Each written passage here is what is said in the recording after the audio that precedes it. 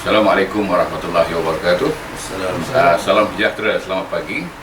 Alhamdulillahirabbil alamin wassalatu wassalamu ala asyrofil anbiya'i wal mursalin wa ala alihi wasahbihi ajmain. Alhamdulillah, bersyukur kita kepada Allah SWT kerana pada hari ini kita bertuah dapat bersama-sama dalam satu program yang dianjurkan oleh Perpustakaan Institut Alam dan Tamadun Melayu yang disebut sebagai FATMA. Program ini adalah program yang kali ketiga diadakan dan pada hari ini kita merasa bertuah juga kerana bersama dengan kita ialah tokoh yang tidak asing lagi, bukan saja di negara kita tetapi juga di seluruh dunia, di Nusantara sudah pasti, tetapi beliau merupakan seorang anak Johor yang dilahirkan pada tahun 1953. Kalau boleh saya melihat sedikit latar, beliau telah berasal daripada kampung Rambah dan dibesarkan di kampung Teluk Kerang, Pontian, Johor. Mungkin kepada para penonton, terima kasih kepada dan juga para hadirin sama ada yang ada di sini di UKM maupun yang berada di sana, di luar sana, yang mengikuti program kita secara lintas langsung, sama ada daripada Zoom ataupun daripada Facebook. Terima kasih kerana bersama dengan kita. Dan kita mengharapkan pada hari yang mulia, hari Jumaat ini, kita akan dapat mendengar beberapa nasihat, panduan dan juga mungkin harapan yang boleh kita petik daripada ucapan ataupun ceramah yang akan disampaikan oleh Yang Bahagia Profesor Datuk Seri Dr. Awang Sarian yang merupakan pengarah Institut Alam dan Tamadun Melayu yang ke-14 kali ini. Baik, program Bicara Tokoh Atma ini kali ini bertajuk Kembara Bahasa dari Pentas Negara ke Pentas Dunia. Satu tajuk yang amat menarik, kita melihat bagaimana perkembangan bahasa daripada pentas negara ini pergi ke pentas dunia. Sebelum kita memulakan pengisian ataupun ceramah yang akan disampaikan oleh Profesor Datuk, kita mungkin ingin mendengar bagaimanakah beliau boleh terjebak, dia boleh memilih satu bidang yang dikatakan bidang bahasa Melayu, dan beliau bukan saja ahli dalam bahasa tetapi merupakan bukan saja pencinta bahasa tapi merupakan pendukung dan juga pejuang bahasa. Jadi mungkin saya boleh bacakan sedikit latar supaya bagi mereka yang telah tahu mungkin ini jadi ulangan, pada mereka yang tidak tahu mungkin ini satu yang baru. Saya bacakan sedikit. Beliau adalah seorang pejuang bahasa, yang pejuang tu perkataan besar, dia ada 3 tahap itu, iaitu pencinta, pendukung dan pejuang. Jadi kalau kata pejuang ni tahap yang lebih tinggi. Beliau mulakan kerjaya di Dewan Bahasa dan Pustaka, kemudian ke Universiti Islam Antarabangsa. Seterusnya beliau juga berkhidmat di Universiti Brunei Darussalam dan kemudian bersama dengan Universiti Pendidikan Sultan Idris, dan kemudian kembali kepada Dewan Bahasa dan juga berkhidmat, turut berkhidmat di sebuah universiti yang lain selain daripada yang saya sebutkan. Jadi itulah Universiti Putra Malaysia, dan kemudian berkhidmat di Universiti Malaya, dan yang terbaru juga boleh katakan terkenal, iaitu beliau telah berkhidmat di Beijing Foreign Studies University sebagai penyandang kerusi bahasa Melayu di sana, dan kemudian kembali menjadi ketua pengarah, dan akhirnya beliau telah pun berkhidmat sebagai profesor penyandang kerusi pengajian Melayu, iaitu Kerajaan Malaysia di Beijing Foreign Studies University. Dan sekembalinya beliau daripada China, beliau telah berkhidmat di Universiti Islam Antarabangsa di ISTAC, dan kemudian menyandang kerusi Zakbar di Universiti Universiti Perguruan Sultan Idris di Tanjung Malim, dan pernah menyandang jawatan Profesor Tamu di Universiti Frankfurt di Jerman. Dan terakhir beliau juga merupakan pengurusi Lembaga Penolong Dewan Bahasa, dan pada hari ini beliau adalah pengarah Institut Alam dan Tamadun Melayu. Saya mengambil kesempatan ini mengucapkan tahniah kepada Datuk Seri kerana telah dikurnia darjah kebesaran bergelar Datuk Seri baru-baru ini pada hari keputeraan Yang di-Pertuan Agong. Baik, Profesor Datuk Awang, mungkin boleh kita kongsi sedikit latar belakang semasa Datuk Seri remaja dulu, bagaimana Datuk memilih dan boleh tertarik dengan bahasa Melayu sebagai satu bidang yang mahu diteroka dan dilami, dan kemudian membawa obor bahasa Melayu itu sebagai satu bidang besar, dan hinggalah pada hari ini Datuk Seri dikenali sebagai seorang pejuang bahasa yang mempertahankan bahasa, dan banyak aktiviti-aktiviti Datuk sepanjang kehidupan Datuk ni, kira mungkin dalam 30 tahun lebih, 40 tahun lebih ini, lebih kepada perkembangan bahasa, kemajuan bahasa, dan juga dalam pengajian alam Melayu. Silakan Datuk Seri. Assalamualaikum warahmatullahi wabarakatuh, dan salam sejahtera yang saya hormati Profesor Dr. Sufian Husin selaku moderator, pengerusi, sahabat saya dan mantan pengarah Atma UKM. Saya kira akhirnya saya rumuskan bahawa Allah telah mentakdirkan perjalanan hidup saya dan semua kita. Tetapi asbabnya tentulah berputik daripada keluarga sendiri. Walaupun keluarga saya bukanlah keluarga terpelajar dalam pengertian berpendidikan tinggi, tetapi dorongan daripada keluarga, terutama ibunda saya itu menyebabkan saya terdorong. Saya mula mencoret-coret sesuatu pada waktu saya bersekolah rendah lagi, dalam bentuk kalau sekarang ada istilah apa itu, cerpen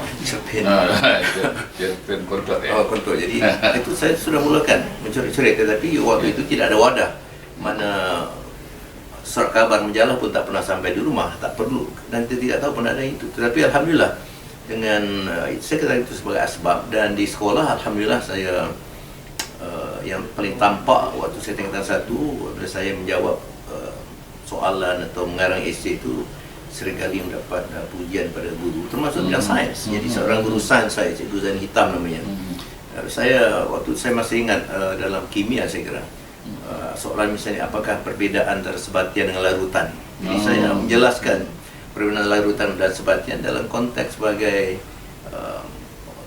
dari sudut bahasanya, dan beliau mengatakan terpegun cara hujahnya. Wahal soal saintifik, tapi dapat dihujahkan dengan cara bahasa yang menarik. Dan demikianlah waktu saya di tingkatan 4 terutama, itulah kali pertama tulisan saya tersiar dalam majalah dan surat kabar. Waktu itu yang ada utusan pelajar saya kira. Jadi pelajar, saya ingat lagi. Keluar dengan gambar tahun 69 sebagai anak kampung yang tak ada bekal elektrik, tak ada bekalan air. Jadi bila keluar itu jadi agak gempar lah, dengan pengertian satu kejutan bagi sekolah kampung. Dan alhamdulillah itu titik permulaan karya saya boleh tersiar dalam media, dan seterusnya waktu saya tingkatan 6 lebih rancak, dan universiti lah saya kira, terutama UKM. Saya harus menyebut UKM sebagai penghargaan besar. Walaupun waktu itu kampusnya di kampus sementara di Lembah Pantai, di Pantai Baru, Kuala Lumpur, tapi di situlah tempat saya menggilap bakat penulisan, sehingga makalah-makalah saya itu sudah mulai dapat terbit atau menembusi majalah yang tersohor seperti Dewan Masyarakat, Dewan Bahasa, juga waktu itu Sarina, Santa Jiwa, Majalah Dian, Mastika dan sebagainya. Itu saya kira antara laluan yang mendorong saya akhirnya bergerak terus dalam bidang bahasa, sastra, budaya, dan akhirnya bidang tamadun keseluruhan. Tapi akhirnya saya katakan ini semua tadi Allah yang telah menentukan jalan hidup kita. Asbabnya saya kira soal keluarga, dorongan guru-guru. Waktu saya di Beijing 2016, sebelum saya menghantar sebuah sajak pada mantan guru matematik saya di Puncak Alam, beliau membalas dan mengatakan, sebenarnya ini rahsia waktu di bilik guru dulu tahun 68-69 ini, cikgu saudara, Cikgu Jabir kami namanya, selalu bercerita tentang karangan saudara bilik guru. Jadi itu rahsia, katakan guru-guru menghargai, dan itu bagi saya dorongan besar lah. Dan patut guru, alhamdulillah saya bersyukur guru saya membimbing saya dengan cukup baik. Dan UKM alhamdulillah saya bertemu dengan tokoh-tokoh ilmuwan tersohor, Syekh Muhammad Atas, Profesor Saleh dan sebagainya, yang banyak membantu saya dalam menggilap bakat dan segi ilmu yang ada. Demikianlah latar belakang sikit. Ya, Datuk Seri, mungkin saya ingin bertanya tentang input bahasa ataupun latar sedikit lah. Mungkin walaupun di sekolah kampung, tetapi bagaimana kayanya bahasa yang Datuk Seri dapat kutip dan juga gilap dalam kehidupan tu, adakah melalui pembacaan surat khabar ke, ataupun buku-buku cerita sastra seumpamanya, menjadikan Datuk mempunyai latar yang agak kuat dari sudut bahasa tu? Pertamanya saya harus mengenang bagaimana almarhum ayahanda saya. Waktu malam-malam sambil saya memijak badannya atau memicitnya atau membantu beliau mengulung rokok daun, rokok nipah. Beliau tak seringkali bercerita atau memberikan cerita rakyat, cerita Awang Puting, cerita Sang Kelembai, berbagai cerita rakyat. Itu bagi saya satu dorongan untuk saya mula meminati karya sastra dan juga bahasa. Dan dengan kecindan, unsur-unsur kecindan yang ditampilkan oleh beliau itu bagi saya satu dorongan besar. Kemudian tentulah minat saya membaca, walaupun waktu itu tidak ada perpustakaan besar di sekolah, adalah satu sudut beberapa buah buku, tapi itu mendorong saya meminati pembacaan. Dan alhamdulillah saya kira waktu tinggal darjah 1 lagi, saya masih ingat cikgu almarhum Cikgu Ahmad Bujang, iaitu ayahanda pada Profesor Rahmah Bujang UN. Saya sudah mula diminta ke hadapan untuk membantu pelajar yang lain yang kurang cekap membaca. Jadi saya membaca Rumi, baca Jawi. Itu juga waktu sekolah di Johor, di sekolah agama petang. Saya juga sering diminta oleh guru agama membaca kitabnya. Sekarang masih bagi saya tinggi, kitab Muhammad Al-Badrin. Umur 10 tahun kami sudah membaca. Bumi dengan bom yang mata, bumi yang mati. Jadi kebanyakan murid tak fahamlah membaca itu. Ya, alhamdulillah Allah membantu saya dan saya cekap membaca Jawi klasik dan sering kali diminta ke depan untuk membantu rakan-rakan saya. Alhamdulillah. Jadi kita telah mendengar latar, akar ataupun asal usul bagaimana Datuk di sekampung lagi, di remaja lagi telah pun meminati bahasa sejak dari awal dan kemudian menggilap bakat dan juga kekayaan bahasa itu melalui proses yang agak panjang juga, melalui penulisan, melalui interaksi dengan masyarakat, dan kemudian di sekolah berterusan menampilkan bakat beliau dalam menulis dan seterusnya dalam akhbar. Paling tidak utusan pelajar, saya ingat lagi zaman kita tahun 60-an 70-an tu, utusan pelajar tu memang popular. Tiap-tiap minggu pelajar-pelajar sentiasa menunggu utusan pelajar. Tapi hari ini tidak ada lagi utusan pelajar. Tapi kemudian kita di Dewan Masyarakat, Datuk telah menulis dalam majalah Dewan Masyarakat cukup terkenal, terutama pelajar-pelajar tingkatan 6 mengambil kertas am, dan banyak isu-isu yang dibahaskan, dibincangkan dalam Dewan Masyarakat. Baik, jadi kita ingin pergi kepada kandungan yang agak lebih berat sikit selepas ini dengan melihat pengembangan bahasa itu sendiri, Datuk Seri. Kalau kita sebut bahasa Melayu ni pasti ada premisnya. Premisnya ialah Nusantara, alam Melayu. Tetapi bagi setengah rakyat atau setengah orang mungkin melihat bahawa bila sebut Melayu ni melihat Malaysia saja atau melihat tanah Melayu saja, sedangkan alam Melayu mungkin lebih luas lagi. Mungkin Datuk Seri boleh kembangkan hal ini dan mungkin boleh berkongsi dengan kita bagaimana perkembangan bahasa itu melebar dan kemudian diangkat sampai kepada peringkat antarabangsa, dan bagaimana Datuk melihat bahasa Melayu dimartabatkan jugalah, mungkin pengalaman Datuk Seri sebagai penyandang kerusi, sebagai pensyarah di sana sini seumpamanya dapat membantu kita untuk memahami perkembangan bahasa itu. Silakan Datuk Seri. Terima kasih Profesor Sufian. Saya bermula dengan penghayatan kita terhadap bahawa bahasa Melayu ini pada hakikatnya bahasa yang sangat besar. Itu bukan soal hanya berada di Malaysia. Kita bahasa Melayu mewakili rantau alam Melayu, maka itulah ATMA itu. Jadi Institut Alam dan Tamadun Melayu yang menggambarkan bahawa demikian luasnya daerah sebaran bahasa Melayu. Dan saya sering menggunakan istilah Mahawangsa, iaitu maknanya bangsa besar. Mahawangsa, Maha itu besar, Wangsa bangsa. Jadi Melayu sebagai bangsa besar yang sebetulnya tidak berkaitan semata-mata dengan soal etnik. Kerana di Indonesia itu sekarang ada lebih kurang 700 etnik. Jadi Melayu itu hanya satu etnik yang agak kecil berbanding dengan etnik Jawa, Aceh, Minangkabau, Sunda dan sebagainya. Jadi artinya Melayu itu sudah menjadi konsep yang merentas etnik. Melayu sudah menjadi satu gagasan ketamadunan, peradaban. Oleh sebab itu orang Arab dulu memanggil orang di alam Melayu sebagai Al-Jawah. Yang datang dari Jawa seolah begitu. Dan ini bagi saya bukan luar biasa kesilapan begitu.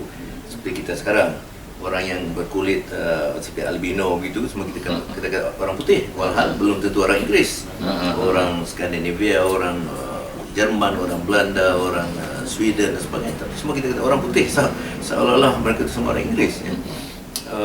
Jadi, tetapi itu menggambarkan bagaimana orang Arab sudah mengiktiraf bangsa Melayu sebagai bangsa yang besar yang mewakili penduduk alam Melayu yang ratusan etnik kumpulan. Dan ini bagi saya sangat penting difahami oleh seluruh masyarakat. Jadi jangan berasa terpencil, berasa kecil. Jiwa kita Melayu ini satu kelompok kecil, satu kumpulan besar. Jadi ya, saya memaparkan, saya ringkas memaparkan saya asal usul Melayu. Yang ini bukan saja kajian sarjana tempatan kita, bahkan sudah diakui oleh sarjana antarabangsa. Kalau misalnya yang merujuk pada proses Stephen Oppenheimer, Rio Santos sebagainya, itu mereka sudah membuat kajian yang menjelaskan wujud yang dikatakan pentas Sunda. Jadi ada tamadun pentas Sunda, dan orang Melayu ialah penduduk asal pentas Sunda, alam Melayu. Dan itu diperhitungkan berdasarkan kajian arkeologi, antropologi dan sebagainya, itu sudah mencapai hingga puluhan ribu tahun yang lalu, 30,000 tahun yang lalu.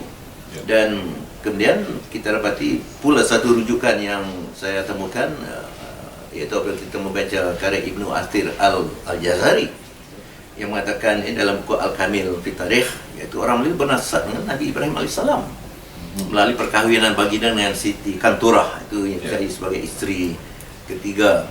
Kita tahu selalu isteri Nabi Ibrahim itu Siti Sarah dan Siti Hajar. Sebenarnya ada Siti Kanturah. Dan Siti Kanturah ini menurut riwayat dalam buku Al-Kamil fi Tarikh itu berasal dari Melayu Kemboja. Kita alhamdulillah kita dengan Dr. Zain Musa mungkin boleh mengesahkan, menjelaskannya. Itu saya kira penting kita melihat Melayu ini sebagai suatu bangsa besar yang sudah puluhan ribu tahun, dan bahkan kajian-kajian arkeologi, antropologi menunjukkan bangsa Melayu salah satu bangsa yang awal dijadikan Allah. Saya secara ringkas saya itu tidak penting untuk saya berkuliah, tetapi menunjukkan bahwa bangsa Melayu sudah melalui tahap-tahap yang cukup panjang. Dalam zaman purba, sebelum ada sistem tulisan, sudah ada kelompok bahasa Melayu Austronesia atau Melayu Polinesia, dan bahasa Melayu, orang Melayu termasuk dalam salah satu kelompok keluarga besar itu. Ini saya kutip dari buku sahabat kita, Profesor James Collins, yang terkenal sebagai pakar dialektologi, gambaran bagaimana persebaran bahasa Melayu ini demikian luas dari Madagaskar sehingga ke Pulau Easter. Kita lihat demikian luasnya sahabat dan keluarga besar kita. Dalam bahasa Melayu kuno itu sudah dapat ditampilkan bukti-bukti sejarah, kerana sudah ada batu bersurat yang dapat dikaji.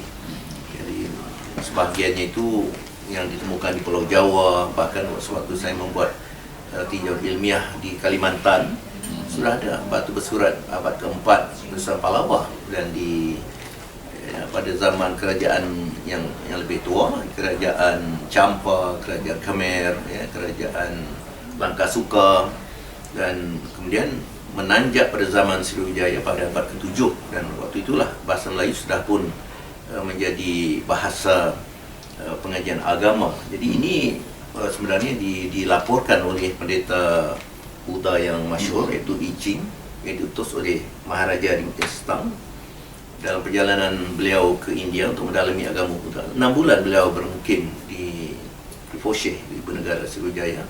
Dan saya dapati suatu kunjungan ilmiah saya di Jambi itu memang sudah dibuat rekonstruksi biara-biara, bekas tapak ataupun pusat pengajian agama Buddha yang menggunakan bahasa Melayu pada kerana zaman para Islam. Jadi sudah ada bakat bahasa Melayu itu menjadi bahasa ilmu, bahasa pengetahuan pada zaman pra Islam. Islam datang lebih lagi melonjakkan peranan bahasa Melayu sebagai bahasa agama, bahasa pelbagai ilmu.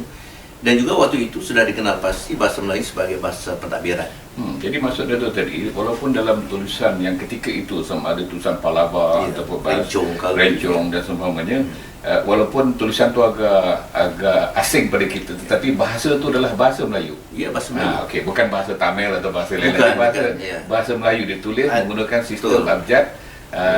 Apa nama yang kita sebut tadilah, Palava, Rencong, Kawi. Ada istilah faham, seseorang mengatakan bahasa Melayu zaman kuno ini katanya bahasa India, bukan? Bukan. Pengaruh itu betul ada. Sebagaimana juga Jawi masuk itu pengaruh Arab. Tetapi kalau orang Arab membaca Jawi pun mereka tak faham. Itu sudah jadi tulisan Melayu, kan? Bahasa Melayu. Jadi ini perkara yang perlu dihayati. Jangan sampai kita mengatakan tidak ada keturunan bahasa Melayu ini. Karena orang salah faham. Kosakata juga itu kosakata Melayu lama. Tapi sebahagian masih lagi digunakan hingga sekarang. Jadi kita dapati pada abad ke-7 itu sudah banyak bentuk surat yang dapat dikaji. Saya sekadar nak menunjukkan, ya contoh inilah. Nah, ya. Tulisan Pahlawa pada salah satu batu surat di Kota Kapur, ya, di Bangka, abad ke-7, 686. Ya memang tak dapat kita fahami, tak kita baca kerana itu adalah tulisan pada waktu itu. Nah, inilah transkripsi yang dibuat oleh ahli-ahli linguistik, ya. Saya sendiri pun tidak dapat memahami keseluruhannya. Tapi akhirnya kita melihat ini sebagai satu catatan peristiwa pembukaan negara Sriwijaya. Tetapi kita dapat melihat beberapa perkataan yang masih sampai sekarang, perkataan naik itu sudah ada pada abad ke-7. Perkataan dulu mar lapas, tak ada awalan ber, dulu mar, jadi sekarang berlepas tu mar lepas, berlepas sekarang. Perkataan bala, 2 laksa, 200 dengan, dulu dangan, dulu tak ada bunyi iswa, tak ada bunyi ipepet. Jadi kan sekarang dalam dialek Melayu Brunei, maka itu besar jadi basar. Jadi orang bernama awang basar gitu, awang besar. Awang besar. Ini sebenarnya warisan daripada bahasa Melayu kuno tu. Jadi ada perkataan jalan, ratus, 10, datang, itu ada perkataan yang masih diwarisi hingga kini. Saya nak menunjukkan tahap lebih penting, iaitu apabila Islam datang, kita memperoleh satu bentuk bahasa Melayu klasik yang berkembang di seluruh pusat peradaban Melayu lah, baik di Pasai, Melaka, Aceh, Brunei, Patani, Kalimantan, Johor Bahru dan sebagainya. Dan ini tahap penting kerana Islam datang itu membawa satu transformasi, iaitu mengubah rupa dan jiwa orang di alam Melayu. Bukan saja orang Melayu, orang di alam Melayu dari segi akidahnya, dari segi kehidupan yang bersandarkan syariat Islam. Jadi Islam secara syumul kan, kita melihat bagaimana memperkenalkan tata cara hidup dalam bidang bukan saja amal ibadat yang khusus, dalam soal munakahat, kehidupan keluarga, dalam soal muamalah, hubungan perniagaan sosial, dalam soal siasah, dalam soal pokoknya seluruh kehidupan itu diperkenalkan oleh Islam, dan masuklah maka kata-kata yang disebut oleh Beliau Syekh Nabi atas sebagai salah kunci, kata-kata dasar yang mempengaruhi pandangan sarwa, world view masyarakat Melayu pada waktu itu. Dan kita lihat bahasa Melayu menjadi bahasa segala bidang atau segala ranah kehidupan. Agama sudah pasti, dari soal akidah, syariah, ke tasawuf, dan sejarah. Kita melihat adanya kitab-kitab suatu Salatin, Merong Mahwangsa, Tufatul Nafis, banyak sekali ke Aceh. Kitab undang-undang, ketatanegaraan, perubatan, kesihatan, diplomasi. Dan yang sangat menarik bagi saya soal diplomasi. Jadi pada abad-abad silam, surat menyurat dan tulisan Jawi telah digunakan sebagai perantaraan hubungan kerajaan Melayu dengan kerajaan Belanda, Inggris, Spanyol, Portugis dan sebagainya. Jadi yang tulisan Jawi itu digunakan komunikasi bersurat bersama dengan kerajaan Inggris, Belanda dalam tulisan Jawi. Betul. Jadi bahkan sampai abad 18 saya membaca di arsip itu ada sepucuk surat oleh Ketua Polis Selangor pada tahun 1880. Surat itu ditulis pada Kapitan Yap Ahloi, juga dalam bahasa Melayu tulisan Jawi. Tulisan Jawi. Jadi kalau sekarang timbul Jawi dianggap sebagai sesuatu yang asing pada orang Cina, Kapitan Yap Ahloi sudah berutus surat dengan Ketua Polis Selangor dalam tulisan Jawi. Ya barangkali tentu ada jurujemah, tapi maknanya bahasa Jawi, bahasa Melayu sudah dianggap begitu tinggi, termasuk oleh orang asing. Jadi kemudian kita lihatlah dengan batu surat Terengganu 1703 itu satu bukti awal. Undang-undang telah mulai ditancapkan, dirakamkan, dipahat pada batu bersurat. Jadi ini bagi saya satu lonjakan baru. Dan kita dapati bahasa Melayu pada zaman klasik ini sudah menunjukkan satu bentuk baru. Maknanya kalau kita baca transkripsi pada batu bersurat Terengganu ini, banyak yang kita fahami.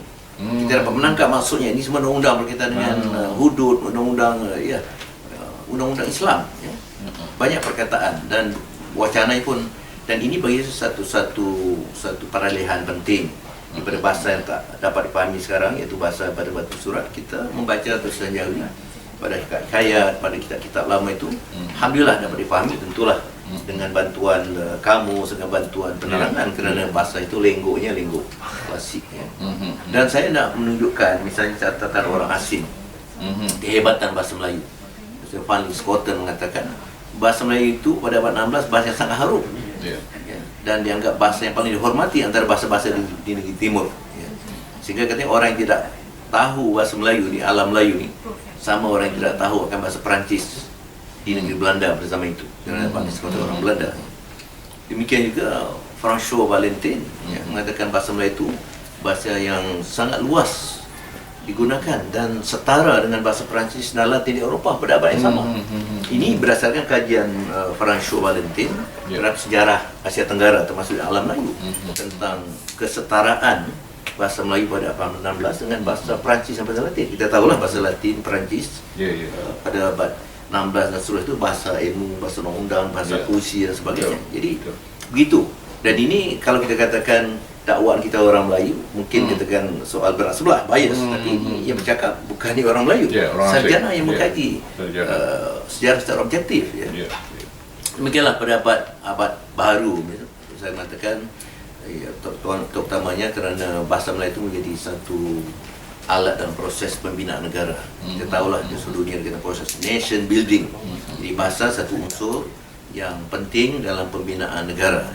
Saya tidak bukan bermaksud berkuliah, jadi saya tidak perlu menguraikan tidak satu, tapi nak menunjukkan dalam perancangan negara kita sendiri pada awal kemerdekaan dan sebelum kemerdekaan bagaimana pimpinan negara pada peringkat awal. Dan saya harap ini mesti dipahami oleh pimpinan negara sekarang, mesti diteruskan pemahaman ini. Bagaimana perancangan secara holistik, secara bersepadu, semua bidang dirancang, bukan saja soal politik, ekonomi. Kita lihat dalam kebudayaan ada DKK, Dasar Kepada Kebangsaan tahun 71, pendidikan sejak Tun Razak tahun 56 sebelum merdeka sudah digagaskan apa arti pendidikan kebangsaan. Maka itu lahir Dasar Pendidikan Kebangsaan yang kemuncaknya sekarang ialah Akta Pendidikan 1946 sebagai pindaan ataupun perubahan Akta Pendidikan 1961. Demikian juga dengan tidak menyentuh bidang lain, aspek bahasa pun diberi perhatian dalam perancangan negara, iaitu lahirnya Dasar Bahasa Kebangsaan menerusi Perlembagaan Perkara 152 Kedudukan Bahasa Melayu sebagai bahasa bangsa dan bahasa rasmi. Dan ini jelas perancangan itu sudah ada, didokumenkan, dan kita sudah mencapai kejayaan yang cukup gemilang dalam penggunaan bahasa Melayu sebagai alat pembangunan negara. Tapi ya, kadang-kadang saya katakan ini cerita seperti dongeng Sisyphus. Jadi Sisyphus ini menolak batu, kata bukit, batu tu sudah hampir di puncak bukit, hampirlah melirik ke lereng satu lagi, tapi sang dewa datang menekan, turun lagi batu itu. Jadi kerja kita tak habis-habis menolak batu. Jadi perjuangan bahasa, perjuangan kebudayaan, perjuangan merantas sejarah kita itu semacam sang Sisyphus. Kerana inilah maka saya mengatakan orang atasan perlu menyadari dasar-dasar negara ini sudah cukup ampuh. Jangan betul ansur, jangan kita geserkan dasar-dasar itu kalau kita nak maju. Kerana saya melihat pengalaman saya di luar negara, yang paling jelas di 6 tahun di negara China, di Universiti tempat saya ditugaskan oleh Kementerian Pendidikan Tinggi, Beijing Foreign Studies University. Sekarang 120 bahasa asing diajarkan. Di Beijing. Tetapi Mandarin tetap bahasa utama. Undang-undang, pentadbiran, perkuliahan, media massa, hatta di tanda iklan semua dalam bahasa. Di Jerman juga begitu. Di Perancis, di Jepun, Korea, ini semua tempat yang kita sudah melihat dengan mata kepala, bukan kita mendengar-dengar. Jadi mereka, negara-negara maju, sangat menitik beratkan soal keutamaan bahasa kebangsaan. Dan ini pada hari Jumaat sesuai sangat kita merujuk pada kita Al-Quran. Allah dalam surah Ar-Rum ayat 22 itu menyatakan antara tanda kebesaran Allah itu menjadikan langit, bumi dan pelbagai bahasa serta warna kulit ke manusia. Jadi bangsa-bangsa yang bukan Islam tampaknya walaupun tak baca Al-Quran, mereka menghayati realiti itu dan mereka maju dengan bahasa mereka. Kita sebagai orang Islam seakan-akan tidak membaca isyarat pada firman Allah. Kita berasa kecil, berasa seolah hina untuk mengangkat bahasa kita sendiri. Jadi Akta 152 itu adalah berkenaan dengan bahasa Melayu sebagai bahasa kebangsaan, dan setiap negara mempunyai polisi bahasa ataupun language policy yang telah ditetapkan oleh kerajaan masing-masing. Dan negara kita adalah bahasa Melayu sebagai bahasa kebangsaan. Jadi bahasa Melayu sebagai bahasa kebangsaan ini bukan untuk orang Melayu, tetapi bahasa kebangsaan untuk seluruh rakyat di negara kita. Begitu ya? Ya, saya selalu merumuskan dengan nada yang agak kecintaan sedikit atau agak makan lelucon. Saya katakan semua pemegang atau pemilik maikat dan maikib itulah pemilik bahasa Melayu. Tak kira bangsa, tak kira keturunan. Kalau dihitung saya ni keturunan Jawa. Saya barangkali mengenal bahasa Melayu betul-betul waktu saya masuk ke sekolah. Tetapi itu ialah bahasa negara kita. Bahasa kebangsaan. Jadi siapa saja yang memegang kad pengenalan negara ini wajib mendukung bahasa kebangsaan. Saya melihat di negara China, orang kata, oh tu mudah dari mereka tu menunjukkan. Siapa kata China menunjukkan? Itu jelas. 56 etnik di negara China tu. Hatta di Xinjiang, yang orang Uyghur sebagai penduduk utama itu, sub etnik Turki. Semua memang wajib mengutamakan bahasa Mandarin sebagai bahasa negara. Saya bukan nak mengagungkan negara China, tapi contoh bagaimana mereka mengangkat kekuatan jati diri. 50 etnik. Baik, bahkan banyak provinsi autonomous. Chuang, autonomous provinsi Selatan, Ningxia banyak. Tetapi walaupun otonomi dari segi barangkali sedikit kuasa banyak tempatan sebagainya. Tetapi dalam soal bahasa dasar negara, pendidikan, mereka berpegang pada dasar negara. Ini pada Jerman. Kita lihat juga, saya mewawancara mahasiswa kita beberapa puluh orang di sana. Semasa di penjalan kursi di Frankfurt, Jerman. Mereka mengatakan, Prof, walaupun kami ini sudah mengikuti kursus persediaan 1 tahun di berstudi ke mana di Selangor, tetapi 6 bulan pertama kami tak boleh ikuti kuliah apapun. Mesti digilap balik bahasa Jerman. Di Jepun 6 bulan juga. Dan di China 1 tahun dikata foundation, kursus foundation. Bahasa Mandarin. Ya, Mandarin. Terkukuh walaupun yang pergi sana tu sudah belajar di SRJK, tapi mereka perlu digilap balik. Jadi itu sebab kita mengatakan untuk pelajar asing, pekerja asing kita mesti mengadakan dasar, mengenakan keperluan mereka mengambil ujian, mengikuti kursus-kursus bahasa, dan ini sebenarnya sudah lama disiapkan. Tinggal lagi banyak masalah birokrasi. Jangan banyak sangat birokrasi. Dan sudah permintaan dari negara Jepun, kami mau ada satu ujian tara atau bahasa Melayu yang kami dapat mengukur kehebatan kami sudah 4 tahun belajar bahasa. Maka yang bahasa Pustaka, Periksa Malaysia semua sudah bersedia. Tapi yang kurang sediaan saya kira ialah baik IPT tidak lagi mewajibkan. Ada IUC yang mewajibkan, jadi AKM itu mewajibkan bahasa Melayu. Tapi kita hitung-hitung semalam pun ada mesyuarat di pusat di pendidikan tinggi, banyak dasar yang tak sama pelaksanaan di universiti itu. Jadi nak diukur, kalau mereka memang tak ada kursus wajib bahasa Melayu dan bahasa Melayu tak dijadikan bahan bahasa kuliah, apa yang nak diukur dengan instrumen? Jadi saya katakan mesti ada satu penggubalan polisi, pelaksanaan polisi yang setara bagi semua universiti, baru kita boleh mengadakan pelaksanaan bahasa kebangsaan contoh. Jadi kalau soal bahasa kebangsaan itu seperti yang dipaparkan itu juga menjadi bahasa rasmi, dan saya nak menegaskan supaya bahasa rasmi ini dipahami untuk apa maksud bahasa rasmi. Dalam perkara 6 dan kurungan perkara 1520 Lembaga Persekutuan jelas sebut rasmi itu ialah bahasa yang mesti digunakan oleh 3 peringkat takdiran negara, kerajaan persekutuan. Nanti semua kementerian wajib mengutamakan bahasa Melayu. Semua jabatan kerajaan dan agensi, dan juga pihak usaha awam, badan berkanun, PBT. Ini pada saya perlu dihayati, dipahami dengan mendalam oleh semua penjajah awam. Penjajah awam lah yang menggerakkan jabatan kerajaan. Pemimpin ini bahkan dari segi hal-hal dasar yang asas, tapi pelaksanaan harian dari berhubungan dengan KSN, Kesetiausahaan Negara, Ketua Setiausaha Kementerian, Ketua-ketua pengarah, pokoknya semua penjajah awam perlu menggerakkan dasar bahasa kebangsaan kalau kita nak menjadi negara yang maju seperti negara-negara lain.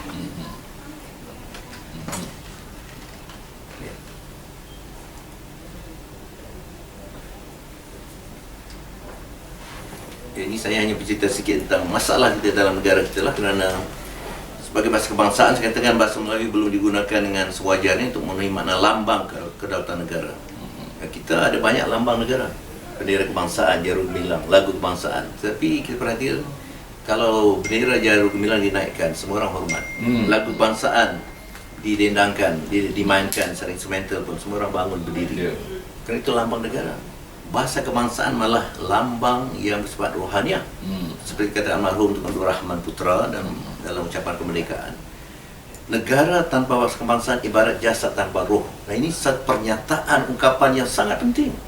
Bahasa memang bagian diri yang rohaniah, diri dalaman, bercantum dengan akal. Bahasa akal itu yang menentukan tindak tanduk kita, yang menjadi bahagian dari diri batin kita, yang mengarahkan gerakan diri yang zahir. Jadi, kalau ini tidak dipahami, kita menganggap bahasa ini bukan sebagai lambang kedaulatan negara, bukanlah sebagai lambang jati diri ataupun asas identiti ya. Dan juga untuk perpaduan. Ya. Demikianlah maka dalam bidang tadbiran negara, undang-undang, pendidikan, ekonomi, media am, tempat awam ini masih sering dilihat masalah penggunaan bahasa yang tidak sewajarnya, baik dari segi taraf tidak diutamakan. Soal mutu bahasa tu soal lain lagi. Soal masih sudah 63 tahun lebih kita merdeka. Tahun 72 sudah diisytiharkan sistem ejaan baru sebagai contoh. Istilah sudah banyak, tapi kita dapati penggunaan bahasa yang berkualiti. Dan sekarang bertambah satu masalah lagi, bahasa yang santun. Sudah hilang kesantunan bahasa apabila bahasa itu disamaratakan. Padahal bahasa itu menggambarkan makam, menggambarkan adab seseorang. Jadi sistem panggilan bahasa Melayu cukup kaya. Nah sekarang ini kadang-kadang kita di pasaraya ataupun di mana-mana dikamukan oleh anak-anak muda. Kamu nak cari apa? Jadi saya biasanya akan keluar dari kedai itu kerana saya mau mengajar bahawa dia tidak akan dapat berniaga dengan saya kalau dia tidak berbahasa yang santun. Sekarang begitu. Seorang profesor, saya tak menyebut nama di Semelaya, kerana umurnya mungkin waktu itu 50-an, pakai pun baju kurung itu, dipanggil makcik. Makcik, di mana perpustakaan? Ini pelajar baru bertanya. Tak mungkin ada di kampus itu makcik nak ke pasar. Jadi kalau tak tahu dia, beliau itu profesor ke doktor ke apa, sekarang ini puan. Panggilan neutral, panggilan neutral, tuan, puan, encik dan sebagainya. Cik. Yang rasmi lah. Ya. Tapi boleh juga pakcik, makcik ya. Ya, tapi ya, janganlah pula saya dalam kuliah saya di UM, seorang pelajar Hamidah namanya panggil saya pakcik. Saya katakan saya sedar diri saya ini tua lah, layak dipanggil pakcik. Tapi itu bukan panggilan yang tepat. Ya, betul. Pertama saya tak pernah kahwin dengan pakcik kamu. Saya ingat saya lah. Yalah. Jadi kalau tak pasti saya ni ada doktor, tak ada doktor, bukan profesor, panggil saya encik pun cukup. Encik, itu panggil neutral lah maksudnya. Jadi kita mesti faham panggilan kekeluargaan satu kelompok, panggilan hormat rasmi. Dalam media sekarang ni, menteri, menurut Muhyiddin, menurut siapa lagi? Jadi menteri-menteri, pemimpin, jadi besok akan datang ibu bapa pun Mat, panggil Mat. Macam mana anak Inggeris boleh panggil John pada bapa. Ini bagi sesuatu adab yang sangat sopan santun dalam bahasa penting dijaga sekarang ni. Ya, betul.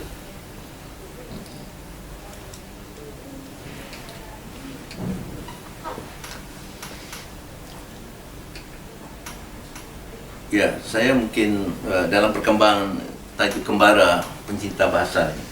Saya sekadar, iyalah, mungkin sedikit bernostalgia, tetapi lebih untuk anak-anak muda, golongan pelajar dan sebagainya. Kita mesti istiqamah dalam mencintai bahasa dalam perjuangan kita. Jadi saya berkembara dalam bidang kerjaya ini ditakdirkan Allah memang cukup meluas dengan pengertian banyak institusi yang sempat alhamdulillah saya sertai. Saya sewaktu saya masih mengaji di UKM, ABKKM dulu. Nama asal Atma itu bahasa Persatuan Budaya Melayu. Sekarang Atma sejak 1953 ya. 1953. Jadi alhamdulillah waktu pada saya ketika tahun kedua saya diberi tawaran oleh pensyarah bahasa waktu itu arwah almarhum Pak Serah Haji Wahab. Berdasarkan penilaian saya dan saudara biasa mendapat 100% atau kurang 98% dan akhir kelas, saya nak melantik saudara menjadi tutor. Saya itu satu kejutan. Saya baru tahun 2, umur baru 21 tahun lah juga. Dan yang nak saya ajar tu ada mahasiswa, bekas guru dan sebagainya. Jadi bagaimana saya kira, tapi saya yakinkan saja alhamdulillah satu permulaan saya berkembara dalam perjuangan bahasa. Dan sambil itu saya juga menjadi tenaga pengajar sambilan Yayasan Anda. Ya, waktu itu uang saku pun tak cukup. Derma siswa saya hanya bernilai RM1,750 satu tahun. Satu tahun? Satu tahun. Betul lah, memang waktu itu nilai dia agak tinggi orang, tapi tak mungkin cukup. Alhamdulillah, pada tahun pertama bekerja keras, UKM menganugerahkan namanya beasiswa kanan. Saya tak pasti ada lagi tak. Dulu ada beasiswa kanan. Jadi tahun pertama saya mendapat tempat pelajar terbaik dan biasa itu diberikan hingga tahun akhir pengajian. Alhamdulillah. Dan sambil itu pada tahun ketiga kuliah sudah mulai agak kurang, tahun keempat lebih banyak kumpulan bertesis, teknik ilmiah. Jadi saya sempatlah pagi-pagi itu naik bas mini, bas nombor 20 Kembang Baru mengajar Yayasan Anda yang dapat sekolah swasta lain. Dan juga bas mini nombor 20 Nombor 20 ya. Itu warna merah jambu. Itu nombor 20 tu Kembang Baru untuk Keramat tu. Dan juga saya terlibat dengan kegiatan ceramah di seluruh negara itu tak ada kemudahan naik kota terbang. Jadi kalau lepas isyak saya naik bas ekspres pagi subuh sampai Kota Baru ke Johor Bahru, Pulau Pinang. Jadi itulah kerja saya sebagai mahasiswa pada hujung minggu untuk mengembangkan bahasa dalam kalangan pelajar. Dan alhamdulillah kemudian setamat pengajian sepatutnya saya menjadi pendidik kerana di UKM waktu itu sambil mengambil ijazah boleh serentak 4 tahun ijazah, 3 tahun mengambil diploma, kursus integrasi lah. Tetapi kerana tawaran dan desakan pensyarah saya itu, arwah Pak Saraf, beliau juga menjadi chief editor, ketua editor dan pengarah redaksi di McGraw-Hill Eastern Publishers. Jadi saya tidak menolak peluang itu kerana saya kata kalau saya jadi guru, ya semua orang boleh jadi guru, tapi untuk bergerak dalam bidang dunia penerbitan bagi satu cabaran besar. Alhamdulillah dalam tempoh 6 bulan saya dilantik jadi ketua editor, dan tetapi saya berhenti dari FAP International itu kerana dorongan perjuangan. Sebagai eksekutif di swasta, saya ternyata kekurangan waktu untuk ceramah, untuk seminar dan pergerakan perjuangan. Jadi akhirnya saya melamar jadi Dewan Pustaka. Alhamdulillah itulah bermula tahun 78, kemudian 6 tahun kemudian saya ada master tahun 83, 84 itu saya dilamar pula oleh UPM untuk menjadi pensyarah di Yaman. Itu namanya masih Universiti Pertanian Malaysia. Di bawah Fakulti Pengajian Pendidikan mereka membuka program baru iaitu PBMP, Program Bahasa Melayu sebagai Bahasa Pertama. Jadi saya mulai mau diserapkan oleh Naib Chancellor itu Tan Sri Nayan Arifin. Saya ingat lagi beliau dengan surat minta saya tetap, surat pentingnya saya pun tanda tangan setuju. Tapi takdir Allah, Menteri Pendidikan waktu itu mengarahkan saya membantu Datuk Arifin Suhaimi sebagai Timbalan Rektor Universiti Islam Antarabangsa. Baru dibuka pusat pendidikan iaitu untuk melatih guru-guru bersepadu, guru dalam pelbagai ilmu di sekolah, diberi suntikan ilmu-ilmu ukhrawi lah, jadi ilmu teras di UAE, dan tapi itu berlangsung selama 9 tahun. Jadi cabarannya juga kerana waktu itu rektor, entah rektor ataupun keputusan pihak mana menutup program itu dan menjadikan saya berasa kehilangan peranan walaupun saya didesak terus kekal boleh mengajar. Saya kata tapi itu bukan bidang saya. Untuk mengajar sosiologi, memang saya boleh mengajar sosiologi itu. Saya mengambil subjek itu waktu di UKM dan saya pun sudah mengajarkannya. Tapi bidang saya bukan itu. Maka itulah yang mendorong pula saya, kata orang, hijrah ke Brunei. Saya bukan lari, saya berhijrah. Berkhidmat di sana. Berkhidmat di sana pula untuk mengembangkan bahasa, sastra dan budaya Melayu di Brunei Darussalam, di Institut Pendidikan Sultan Hassan Al-Bolkiah, UBD. Tapi itulah, dari Allah lagi baru setahun, opsi kemudian ditingkatkan jadi universiti, dan timbalan Naib Chancellor itu datang ke Brunei, memintalah saya membantu opsi. Saya pun pulang ke negara membantu opsi sebagai Pusemadia di Fakulti Bahasa dan Susastraan, sekarang Fakulti Bahasa dan Komunikasi.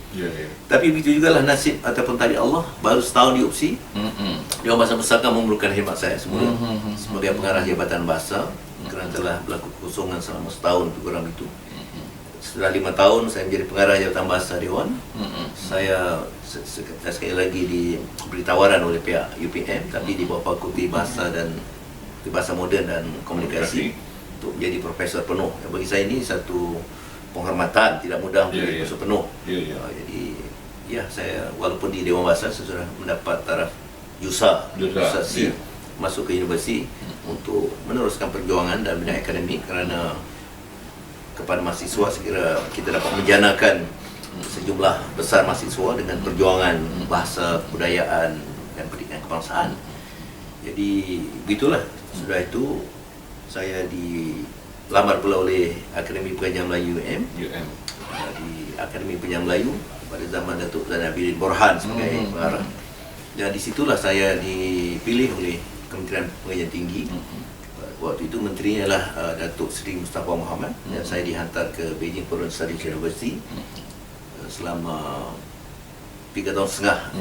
3 tahun setengah, dan saya pulang dilantik menjadi ketua pengarah Dewan Bahasa Pustaka. Maaf, sebelum itu selama 22 hari saya sempat dilantik menjadi timbalan ketua pengarah dasar. Pada 22 hari itu saya terus diminta menjadi ketua pengarah yang kosong jawatan pada itu. Sudah 4 tahun, dan saya dihantar sekali lagi ke Beijing Foreign Studies University sebagai penyandang kursi pengajar Melayu yang sama untuk kali kedua. Dan kemudian apabila istaf Islam Antarabangsa juga Dr. Zin tahu, Tan Sri Datuk Seri Utama Dr. Yatim sebagai Presiden Universiti menimbulkan gagasan meluaskan istaf itu dengan memasukkan komponen dunia Melayu, dunia Melayu. Jadi saya dilantik jadi Profesor Dunia Melayu waktu itu. Tapi kerana sebab-sebab tertentu, perubahan dasar UIA dan sebagainya yang tidak memungkinkan saya ada ruang yang banyak untuk bergerak, jadi saya menerima pula jawatan penyandang kursi Sabah di UPSI. Kemudian takdir Allah menentukan saya kembali ke alma mater saya, universiti tempat saya mula belajar untuk membantu Atma UKM. Mudah-mudahan kesinambungan daripada gerak kerja Profesor Sufian, insyaAllah saya sambung dengan mau mengangkat tamadun Melayu Mahwah, insyaAllah. Itulah lebih kurang perjuangan saya, kembara saya dalam kembara perjalanan. Dan sambil itu nanti ada gambar, saya lebih suka menaikkan gambar-gambar mungkin ini. Saya pernah dilantik 2 kali sebagai tetamu di Universiti Frankfurt, sekali tahun 2006 pada musim gugur tak silap saya, musim luruh, dan 2007 pada waktu musim bunga tak silap saya. Jadi nanti saya kira ya ini barangkali kisah lama saya, nostalgia di UKM. Ini sewaktu Dr. Farid, belum doktor lagi, Encik Farid On waktu itu nak menyambung pengajian PhD di Illinois University. Ini mahasiswa di Institut Budaya Kesusastraan dan Institut Bahasa Sarang Budaya Melayu. Ini di depan foyer bangunan utama kampus di Lembah Pantai. Lembah Pantai. Jadi kita dapat dalam gambar itu boleh sebut berapa nama Profesor Sedaw Saleh, sebelah saya lah. Saya tu tersisip antara Profesor Sedaw Saleh dengan Profesor Farid On, itu saya lah tu. Rambut gondrong lah waktu itu. Jadi antara rakan saya di sini Datuk Rahmat Syari ada di belakang. Rahmat Syari ada. Rahmat Syari, arwah Datuk Samang Putih, Dr. Syafiul Bakar ada. Syafiul Bakar dia kumpulan pertama. Saya kami kumpulan keempat, tapi kumpulan keempat UKM, tapi kumpulan pertama IBKKM atau Atma. Sebenarnya banyak nama tu orang. Pernah jadi pensyarah di FSKK juga ni, jadi perseratan Dr. Yusuf Nur ada juga di situ. Jadi banyaklah rakan saya dalam kumpulan itu. Kemudian ini yang saya tunjukkan beberapa contoh tulisan saya dari masyarakat pada tahun 73, 70-an gitulah. Juga majalah Panji Masyarakat. Kalau pelajar tingkatan 6 ni, masyarakat ni wajib dia beli. Dan dalam majalah Dian waktu masih dalam tulisan Jawi, saya menulis juga. Dan saya nak menunjukkan sebuah buku. Waktu saya mahasiswa, alhamdulillah saya mengumpulkan esei-esei terbaik tentang historiografi Melayu. Dan kuliah itu saya kumpulkan, itulah terbit buku catatan ringkas sejarah budaya Melayu. Itu saya kira buku pertama saya. Buku pertama sebagai mahasiswa. Sebagai mahasiswa ada tulis buku. Alhamdulillah. Itu waktu itu pensyarahnya dari UM, iaitu sekarang Profesor Emeritus Datuk Ira Yusof Hashim di Melaka. Ini saya waktu tahun pertama sebenarnya, menjelang tahun kedua saya dilantik menjadi ketua pengarang majalah semesta, majalah tahunan Kolej Kediaman pertama lah. Tahun pertama itu saya dapat tahu Profesor Emeritus Jamri Siwar, itu senior saya, menjadi ketua editor yang pertama. Saya ketua editor yang keempat lah. Itu rakan-rakan saya. Kemudian ini di rumah pengarang pertama di KKM, Profesor Syed Muhammad Al-Atas, kumpulan Usrah, kumpulan samping kuliah di universiti itu seringkali juga kami diajak berkunjung ataupun kami berkunjung untuk Usrah di rumah beliau. Inilah kumpulan pertama yang berijazah, mendapat ijazah. Jadi Profesor Muhammad Saleh waktu itu menjadi pengarah BKKM. Kita nampaklah sejarah lama tu, arwah Dr. Azhar Simin, Dr. Mantan Simanjuntak sudah pulang ke Sumatera di Medan, arwah Dr. Arun Mapiah, nombor 2 dari kanan, Dr. Ismail Karim sebelah Profesor Muhammad Saleh, Dr. Ramli Isin, arwah Dr. Septi Ruzui, arwah Dr. Ismail Hamid. Dan di kanan tu itu sekarang masih ada di sini, iaitu Profesor Ungku Ungku Maimunah Tahir. Ya, itu waktu itu. Inilah kumpulan pertama berijazah. Dan kami waktu itu alhamdulillah, saya sangat bersyukur. Barangkali tak ada kumpulan lain dan tak ada universiti lain yang mendapat peluang berconvocation di bangunan parlimen. Parlimen yang ada sekarang. Ya, kerana UKM di Pantai Baru tak ada dewan besar untuk menampung majlis convocation. Jadi pada waktu itu almarhum Dr. Razak menjadi Chancellor pertama. Jadi beliau memberikan keutamaan. Waktu itu kemudian Chancellor kedua ialah Tuanku Jaafar. Itulah bersejarah di parlimen tu. Ya. Nah, ini antara kegiatan saya waktu saya di Dewan Bahasa Pustaka, antaranya saya mewakili negara sebagai pemakalah dalam pertemuan Suasana Nusantara 4. Kita nampak gambar almarhum Tun Abang Tan Sri Ismail Husin, Pak Surat Ahmad Karsan, Dr. Profesor Datuk Hashim Awang juga dalam gambar itu. Saya muda belia lah waktu itu, mungkin 30 tahun gitu ya. Itulah. Ini takdirnya waktu mula-mula diadakan anugerah hadiah bahasa PNM Public Bank dengan dukungan kerajaan waktu itu. Saya alhamdulillah mendapat anugerah lah, hadiah anugerah yang pertama tahun 85 sampai 86 oleh PM waktu itu, Dr. Mahathir dengan Ustaz Syamawang. Nah, ini ya nostalgia anugerah Juang Bahasa, dan ini juga antara gerak kerja perjuangan kita menentang di PSMI. Ini waktu saya di Beijing, di Beijing Foreign Studies University. Jadi kami melatih anak-anak Cina, pelajar Cina, yang memang orang Cina di negara Cina, belajar main kompang, belajar bersilat, belajar menyanyi, belajar menari. Saya tidaklah pandai. Jadi kita adalah juru tunjuk. Anak-anak Cina cakap. Kalau kadang-kadang dengan melihat video, mereka boleh meniru cara menarikan zapin dan sebagainya. Itu satu kehebatan. Jadi ini gambar-gambar ni semasa di Beijing ya? Betul. Dan mereka memakai pakaian baju Melayu yang mungkin mereka import ataupun buat di sana atau biasanya kami belikan sebab tu mereka bermukim selama 1 semester atau 1 tahun di Semelaya waktu itu. Jadi kami belikan pakaian dan setiap orang tu kami beri nama Melayu. Yang saya depan yang saya masih ingat bahawa memakai baju warna merah jambu tu Osman. Saya waktu itu mengambil nama-nama besar lah, Osman Awang lah, nama-nama budayawan, sastrawan, bahasawan, ilmuwan di Malaysia. Jadi menarik bila orang Cina, pelajar Cina ni diberikan nama-nama Melayu. Masuk sikit roh Melayu ya. Saya lah terasa ada penghayatan ya. Penghayatan betul. Ya, penghayatan Melayu tu baik. Misalnya yang berbaju apa tu? Ialah hingga pakai kod itu. Kod dia. Itu namanya Cik Fu Chong Chong, syarah sana sedang menyiapkan tesis doktorat. Tapi mengambil nama Melayu juga. Johan Ikhwan. Johan ya. Saya kata saya pernah jumpa dia. Surah terang.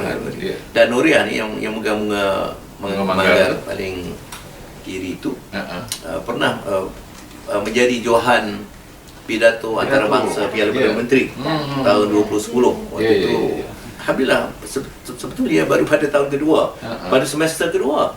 Semester pertama masih lagi pengajaran bahasa Melayu itu menggunakan pengajaran bahasa Mandarin oleh pensyarah di sana. Kerana mereka tak pernah tahu ada di dunia rupanya orang Melayu bahasa Melayu. Tapi semester kedua, anak-anak di Cina ni sudah mulai diajar dalam bahasa Melayu dan saya terlibat juga dalam pengajaran. Alhamdulillah, Nuriah nama Melayunya atau Chang Song nama Cinanya. Jadi Johan pidato antarabangsa Piala Perdana Menteri pada tahun 2010. Ini satu persidangan pada tahun 2009 antarabangsa punya Melayu. Kita nampak tokoh-tokoh Tosor, Profesor Wong Chu, tokoh pejuang bahasa kebangsaan bahasa Melayu di negara China. Hasil kerja beliau sejak tahun 61 menggagaskan atau memulakan program bahasa Melayu, Melayu varian Tanah Melayu waktu itu. Kalau bahasa Indonesia itu sudah lebih awal, tapi ini varian Tanah Melayu waktu itu. Tak ada hubungan diplomatik, tak ada bahan bacaan, memang tak ada internet, tak ada bahan elektronik. Beliau memulakannya. Alhamdulillah sekarang sudah ada 16 buah universiti di negara China yang menawarkan program ijazah bahasa Melayu 4 tahun. Bukan kursus bahasa Melayu, ijazah bahasa Melayu selama 4 tahun.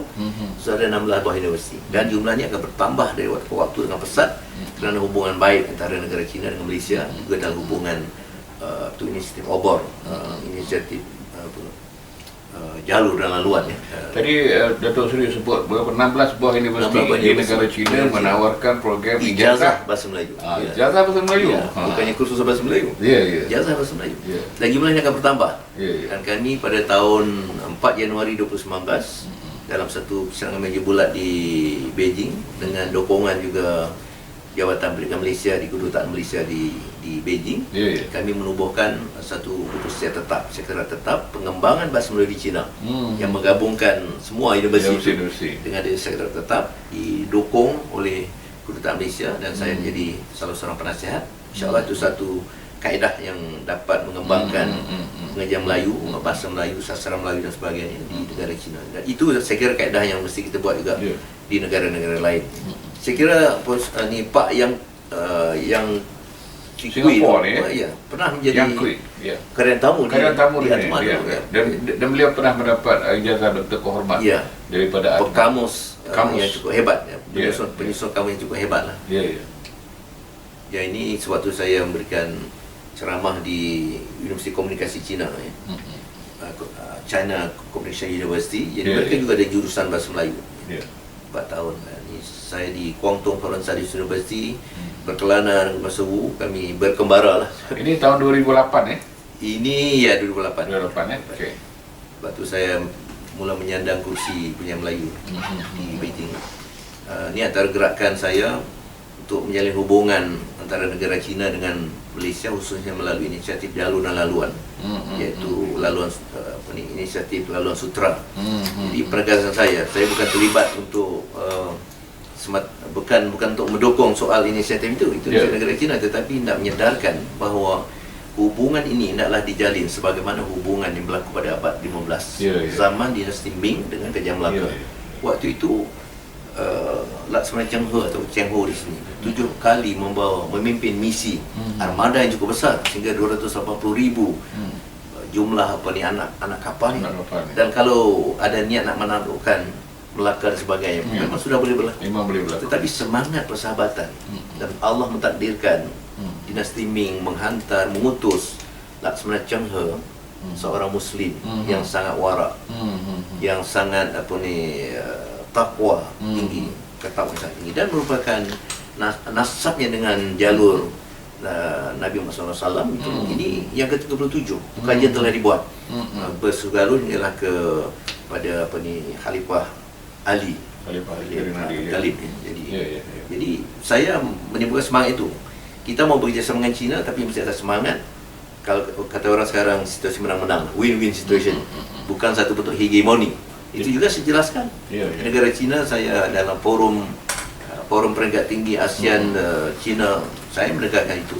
China, silakan datang negara kami ataupun negara lain, silakan salah sebuah lebih negara di dunia ikut dalam program ini, tetapi jangan mengenakan hegemoni.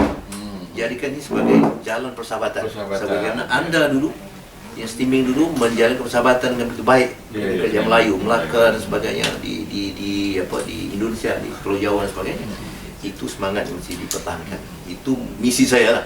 Begitu ada undangan banyaklah pihak Malaysia, pihak China, saya akan ikut serta untuk meniupkan semangat itu. Jadi kalau kita imbas kembali sekejap tentang hubungan persahabatan baik antara Melaka dengan China ni, pastinya bahasa Melayu itu adalah bahasa kosmopolitan.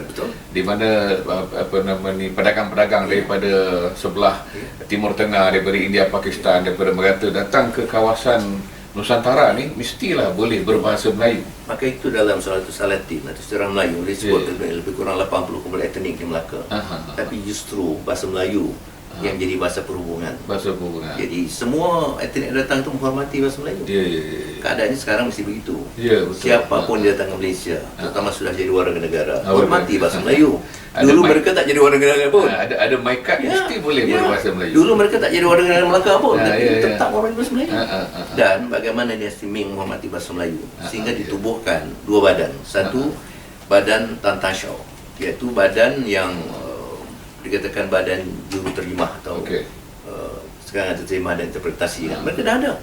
Jadi menurut laporan dalam kajian itu, 2 orang dari alam Melayu dilantik dalam jabatan itu.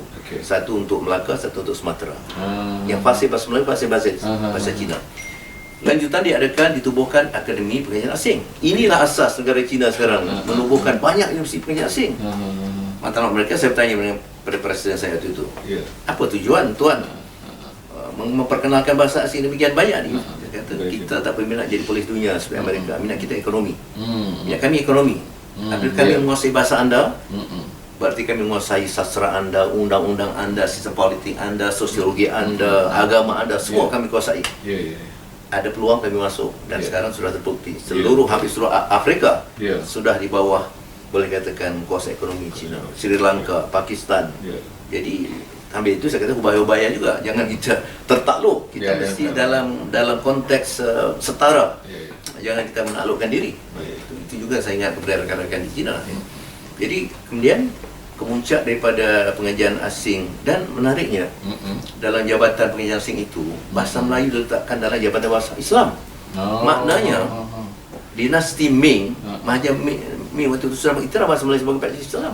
Bahasa Melayu dalam jabatan yang sama dengan bahasa Arab, bahasa Parsi, bahasa Turki, dan bahasa-bahasa Islam yang lain. Maknanya apabila Syed Naqi Al-Atas mengatakan bahasa Melayu bahasa Islam, abad 15 sebenarnya orang Cina sudah mula mengiktiraf bahasa Melayu sebagai bahasa Islam. Dan juga saya nampak kemuncaknya kamus, apabila mereka melihat keperluan pedagang dan diplomat mereka, pegawai mereka untuk fasih menguasai alam Melayu, mereka pun kamus. Itulah kamus pertama Melayu Cina. Jadi bukan kamus oleh Antonio Pigafetta, itu 100 tahun kemudian. Kita mesti merujuk pada kamus Cina, kamus Melayu Cina yang disusun oleh sarjana Cina pada abad ke-15. Kamus itu terjemahan lebih kurang dikatakan Senarai Perkataan Negeri Melaka. Bahasa Melayu Melaka. Melaka menjadi wakil kerajaan. Kesatuan Melayu yang hebat yang dalam Melayu, bukan? Jadi artinya penghormatan pada bahasa Melayu sudah demikian tinggi. Jadi maka kita di negara Malaysia ni fahamlah hendaknya, insaflah bagaimana bahasa Melayu sudah diakui, intera tinggi, jangan kita remehkan. Kita pula yang warga negara meremehkan. Sedangkan orang luar sudah. Ada berapa lagi mungkin yang ingin saya tanyakan, yakni dalam misi di Eropah pula, apabila Majlis Antarabangsa Melayu ditubuhkan, MABM, International Council of Malay Language ditubuhkan, kami bergerak mengadakan jerawara dari negara ke negara, baik dari di Jerman kita sekurang-kurang bergabung dengan Goethe Frankfurt Universitat dan juga di Hamburg Universitat, dua buah universiti. Walaupun ada beberapa buah universiti lain di Cologne, Bonn dan sebagainya, tapi ini dua buah universiti yang kuat pengajian Melayu. Dan kita bergabung. Kemudian di Leiden, tentulah Leiden University terkenal sebagai pusat repository Manuskrip Melayu lama, jumlah sampai 20,000 lebih. Dan saya bersama dengan sekarang Tok Ali Rustamah, waktu itu beliau Ketua Menteri Melaka, Tan Sri Rustam, mengadakan misi membuat MOU. Maka itu sudah ada MOU, maknanya kita sudah boleh meneruskan pemerolehan salinan digital. Saya tidak merasakan perlu kita nak membawa balik. Pertama, tak mungkin. Kalau kita bawa balik, kalaupun diizinkan, siapa yang akan mengerjakannya? Soal merawat manuskrip, soal dananya, soal keahlian. Jadi lebih baik, yang penting kita dapat salinan digital.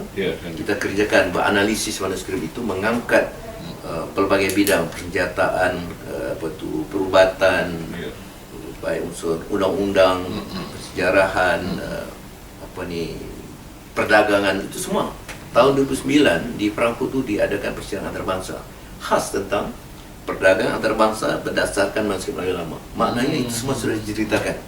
Sekarang kita nak mengulang kegemilangan itu, mestilah dengan mengkaji bagaimana hal itu berlaku sebagai dicatat dalam manuskrip Melayu lama. Jadi saya tak berminat soal kebanggaan kita ada puluhan ribu manuskrip. Apa kita banggakan kalau kita tak menghayati dan tak mengangkat sebagai kearifan lokal kita.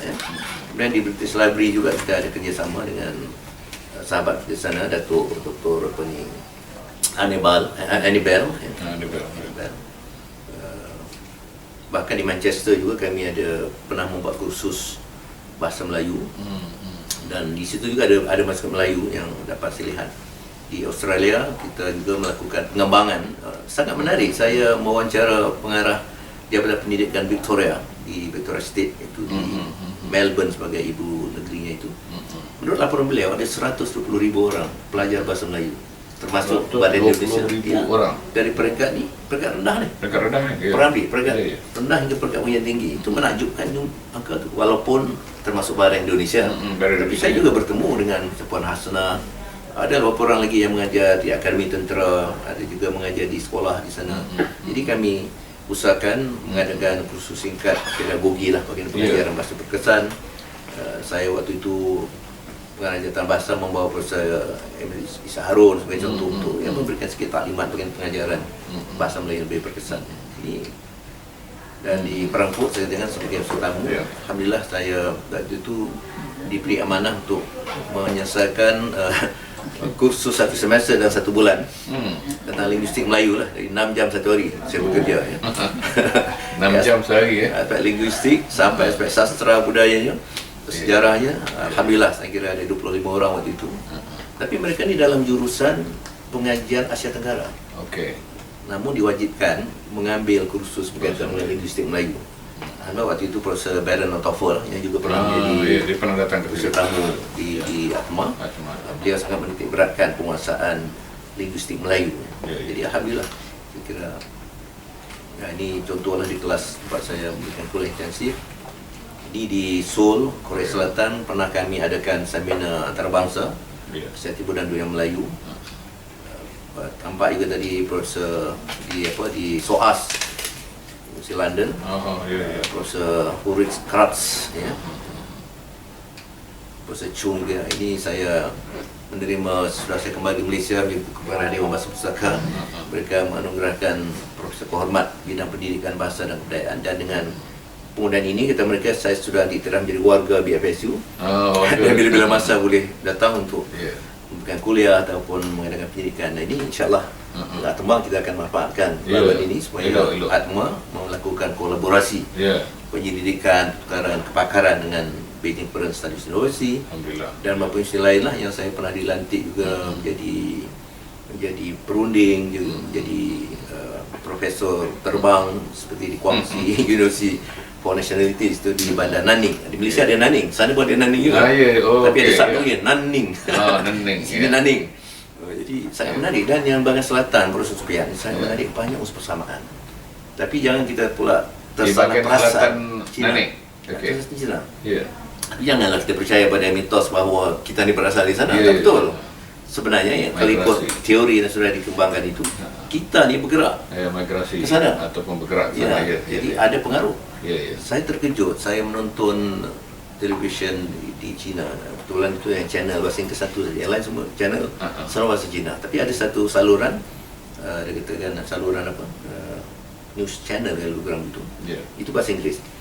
Dilaporkan ehwal kehidupan di selatan China. Disebut lemang, saya terkejut. Ada lemang. Lemang, jadi betul lah cara membuat itu masuk ke dalam bulu dengan pisah bulu dengan santan, bakar, sebut lemang. Ini datang dari mana? Lemang. Kalau dinilai dari segi fonetik, fonologi bukan bahasa Cina dia. Jadi dari alam Melayu. Pakaian seperti motif batik. Seorang pelajar masters di Universiti Guangxi tadi pun sudah membuktikan persamaan motif batik alam Melayu dengan motif batik kawasan Cina. Yang sangat lebih menarik, Profesor senior sekarang umur sudah 96 tahun. Waktu saya bertemu tu mungkin umur dalam 86-87. Profesor Xu Yonian namanya, di Guangdong Foreign Studies University di Guangzhou. Dapatan beliau sangat menarik, persamaan pantun Melayu yang 4 kerat dengan lagu rakyat di Cina Selatan. Persis katanya. Saya tak dapat membaca aksara Cina, tapi beliau mengatakan ya ini rima AB ni. Dan ada bentuk sampiran, makna bentuk pembayang maksud. Struktur sama. Jadi ini mengherankan. Adakah ini pengaruh yang mana? Bahasa Melayu Siapa murid siapa? Siapa yang bawa? Tapi untuk bersikap neutral, saya bertemu dengan beliau di Guangzhou. Beginilah Pak, saya katakan. Kerana beliau itu lulusan Indonesia. Saya gunakan Baran Indonesia lah. Inilah Pak, saya kira kita ni kan manusia dijadikan Tuhan sama hebatnya. Jadi ada persamaan itu hal yang biasa saja. Baik orang Barat, orang Timur, orang Cina, orang Melayu ada persamaan. Kita akui persamaan itu sebagai kekuatan bersama. Jangan kita timbulkan kelainan itu memang ada, tapi kita lihat persamaan. Jadi banyak saya kira kajian yang perlu dibuat antara negara Malaysia dengan negara China yang memperlihatkan banyak persamaan. persamaan ini bukan saja soal seni budaya yang begitu, bahasa juga soal fikrah, pemikiran. Misalnya sudah ada kajian yang banyak dibuat antara Konfusianisme dengan hadis Nabi. Dah banyak dibuat kajian persamaan falsafahnya ajaran, walaupun kita tidak sampai menganggap Konfusianisme itu sebagai agama. Dan ada orang mengatakan, oh ni barangkali seorang Nabi. Saya tak berani berhipotesis begitu. Tak berani, tapi ya soalnya Konfusius ini memang hebat di pemikiran. Dan orang yang berfikir, kata Allah tu, siapa mencari hikmah, insya-Allah akan bagi hikmah. Jadi kalau dia betul Nabi, alhamdulillah. Tapi tak payah dia tidak Nabi pun, banyak ajarannya yang dipertahankan. Itu saya lihat di negara China, mereka yang mempertahankan warisan lama, ajaran Konfusianisme dan sebagainya, orang yang sangat berakhlak, soal penghormatan, berprinsip berprinsip, penghormatan. Saya waktu mula sampai di Beijing itu, musim sejuk, musim dingin lah, salji mula turun sedikit-sedikit. Saya didatangi oleh, tadi ada Cik Johan Ehwan, Ujung-Ujung, secara muda. Saya diarahkan, diminta oleh Persunggu datang menjemput Datuk ke kampus Timur. Saya kata saya dah buat berjalan sendiri, atau saya boleh naik basikal sendiri. Tidak, ini lain iklim dan cuaca Malaysia dengan China. Sini ada salji, nanti Datuk jatuh susah je. Saya dipimpin seperti saya ni orang tua sangat, saya kata. Sampai begitu penghormatan pada tamu, pada orang tua, dan cara mereka melayan tamu. Ini saya kata warisan yang mesti kita angkat bersama, antara tata tertib Melayu dengan warisan Cina yang berpegang pada ajaran akhlak mereka lah. Jadi golongan Cina muda sekiranya perlu kembali pada ajaran akhlak tradisi mereka, supaya kita dapat melihat persamaan ini banyak. Saya lihat ini mungkin sikit perjuangan tentang Jawi yang perlu kita teruskan. Khusus hari Jumaat ni kita hari Jawi. Saya sedang berusaha untuk membuat kompilasi dan juga menghimpunkan sajak saya. Jadi kalau ada sajak saya dalam buku apa ni, Cetak Rumi, saya sedang mengumpulkan sajak baru, insya-Allah akan terbit tentang Jawi untuk meraihkan Jawi. Ini antara sejumlah ataupun sebagai terbitan atau buku saya masih ada di pasaran lah. Yang tak ada pasaran saya tak boleh tunjuk, nanti orang mencari. Ini masih ada di pasaran. Ada juga sebagian di hadapan ini. Untuk mereka yang berminat boleh mencari, berhubungan dengan Masa Pustaka, kerana kebanyakan buku saya terbitan di BP, kecuali sebuah dua seperti itulah, Perkembangan Falsafah Bahasa dan bukan dalam linguistik, terbitan Saswadi. Yang lain kebanyakan dengan Masa Pustaka. Asal Falsafah, Kebimbangan Melayu, Pemartabatan Bahasa Melayu, ini antara buku yang baru. Transpendidikan, Mencari Makna Diri, itu antara buku yang menarik juga. Di Sri Lanka ni, sesuatu saya tahu sekitar tahun 2000 hingga 2004-2005, saya mengadakan misi ke Sri Lanka. Kerana di sana ada 60,000 lebih kurang waris Melayu dari Indonesia dan juga dari Malaysia. Saya bertemu dengan mereka, nenek moyang ataupun mak bapa yang dari Kedah, Melaka, dan saya temui. Di Sri Lanka Ya, Sri Lanka. Tapi ialah kerana pengaruh keadaan sekitaran dan sudah ratusan tahun mereka itu terpisah dari alam Melayu. Tentulah mereka terserap dalam budaya setempat. Maka itu bahasa Melayu sana tu satu bahasa barulah, iaitu bahasa yang bercampur dengan bahasa Singalis dan bahasa Tamil. Jadi kalau susunan kita di M, kata peserta dari Sabana, kata yang penting depan, kata yang penaran belakang, sana terbalik. Macam bahasa, seperti bahasa Tamil dan Singalis juga. Adakah dia satu bentuk bahasa Pidgin kalau begitu? Tak sampai pada tahap itu lah. Bukan Pidgin, dia lebih berat dari itu. Apa ni bahasa? Kriol. Kriol. Kalau itu bahasa baru. A campur B, menjadikan satu bahasa C. Kita pun tak betul faham, mereka pun tak betul faham kita. Kecuali orang yang peringkatnya berumur betul, dapat betul-betul mungkin dalam dialek bahasa Indonesia ataupun dialek. Tapi kalau bahasa Kriol di Sri Lanka tu artinya asas dia adakah lebih pada bahasa Melayu? Ataupun bahasa Tamil? Sesuai perkataan mungkin dapat, pada kosakata mungkin dapat kena pasti. Tapi struktur campur struktur ni sudah ke arah bahasa Singalis dan Tamil. Maka itu kami mengadakan misi memberikan penyegaran kepada mereka. Jadi alhamdulillah waktu itu Datuk Iskandar Sarudin sebagai Suruhanjaya Tinggi Malaysia di Kuala Lumpur menjadikan rumah beliau itu sebagai kelas Oh, Pada hujung minggu kami Dewan Bahasa itu melantik isteri salah seorang pegawai kedutaan yang ada penguasaan bahasa dan adalah kelulusan bahasa, Ya, ya, ya. guru berijazah. Kami bekalkan bahan latihan, bahan pengajaran, buku-buku, dan kami membantu menyemak peperiksaan ketaujian kita nak mencapai satu tahap. Dan akhirnya dapat tercapai berapa orang munshi yang kita lantik dari Sri Lanka, datangkan ke Kuala Lumpur untuk jadi katakan TOT lah untuk melantik bakal pengajar. Tapi usaha ni nampaknya perlu diteruskan oleh Dewan Bahasa dan oleh universiti, dan saya kira Atma UKM juga ada ruang yang banyak untuk membantu waris-waris kita di sana. Jadi akhirnya salah satu hasil yang saya terbitkan dengan almarhum Tan Sri Ismail Husin ialah Warisan Melayu Sri Lanka. Kami mengumpulkan sekian banyak tulisan orang sana dalam berbagai bidang, sejarah, bahasa, budaya, kesenian, akhirnya sampai peringkat makanan pun, menu-menu mereka pun. Jadi terjemahan dalam bahasa Melayu supaya kita nampak bahawa mereka sebenarnya masih mempertahankan adat istiadat dan budaya Melayu, tetapi perlu digilap lah. Ini Seteran Datuk Limbado ni menarik juga, walaupun di sini saya nampak ada dalam buku. Ini sebenarnya dalam bentuk stensilan. Ini stensilan perjuangan Seteran Datuk Limbado, iaitu menentang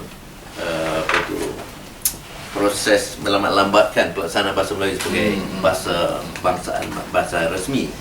10 tahun sudah kemerdekaan.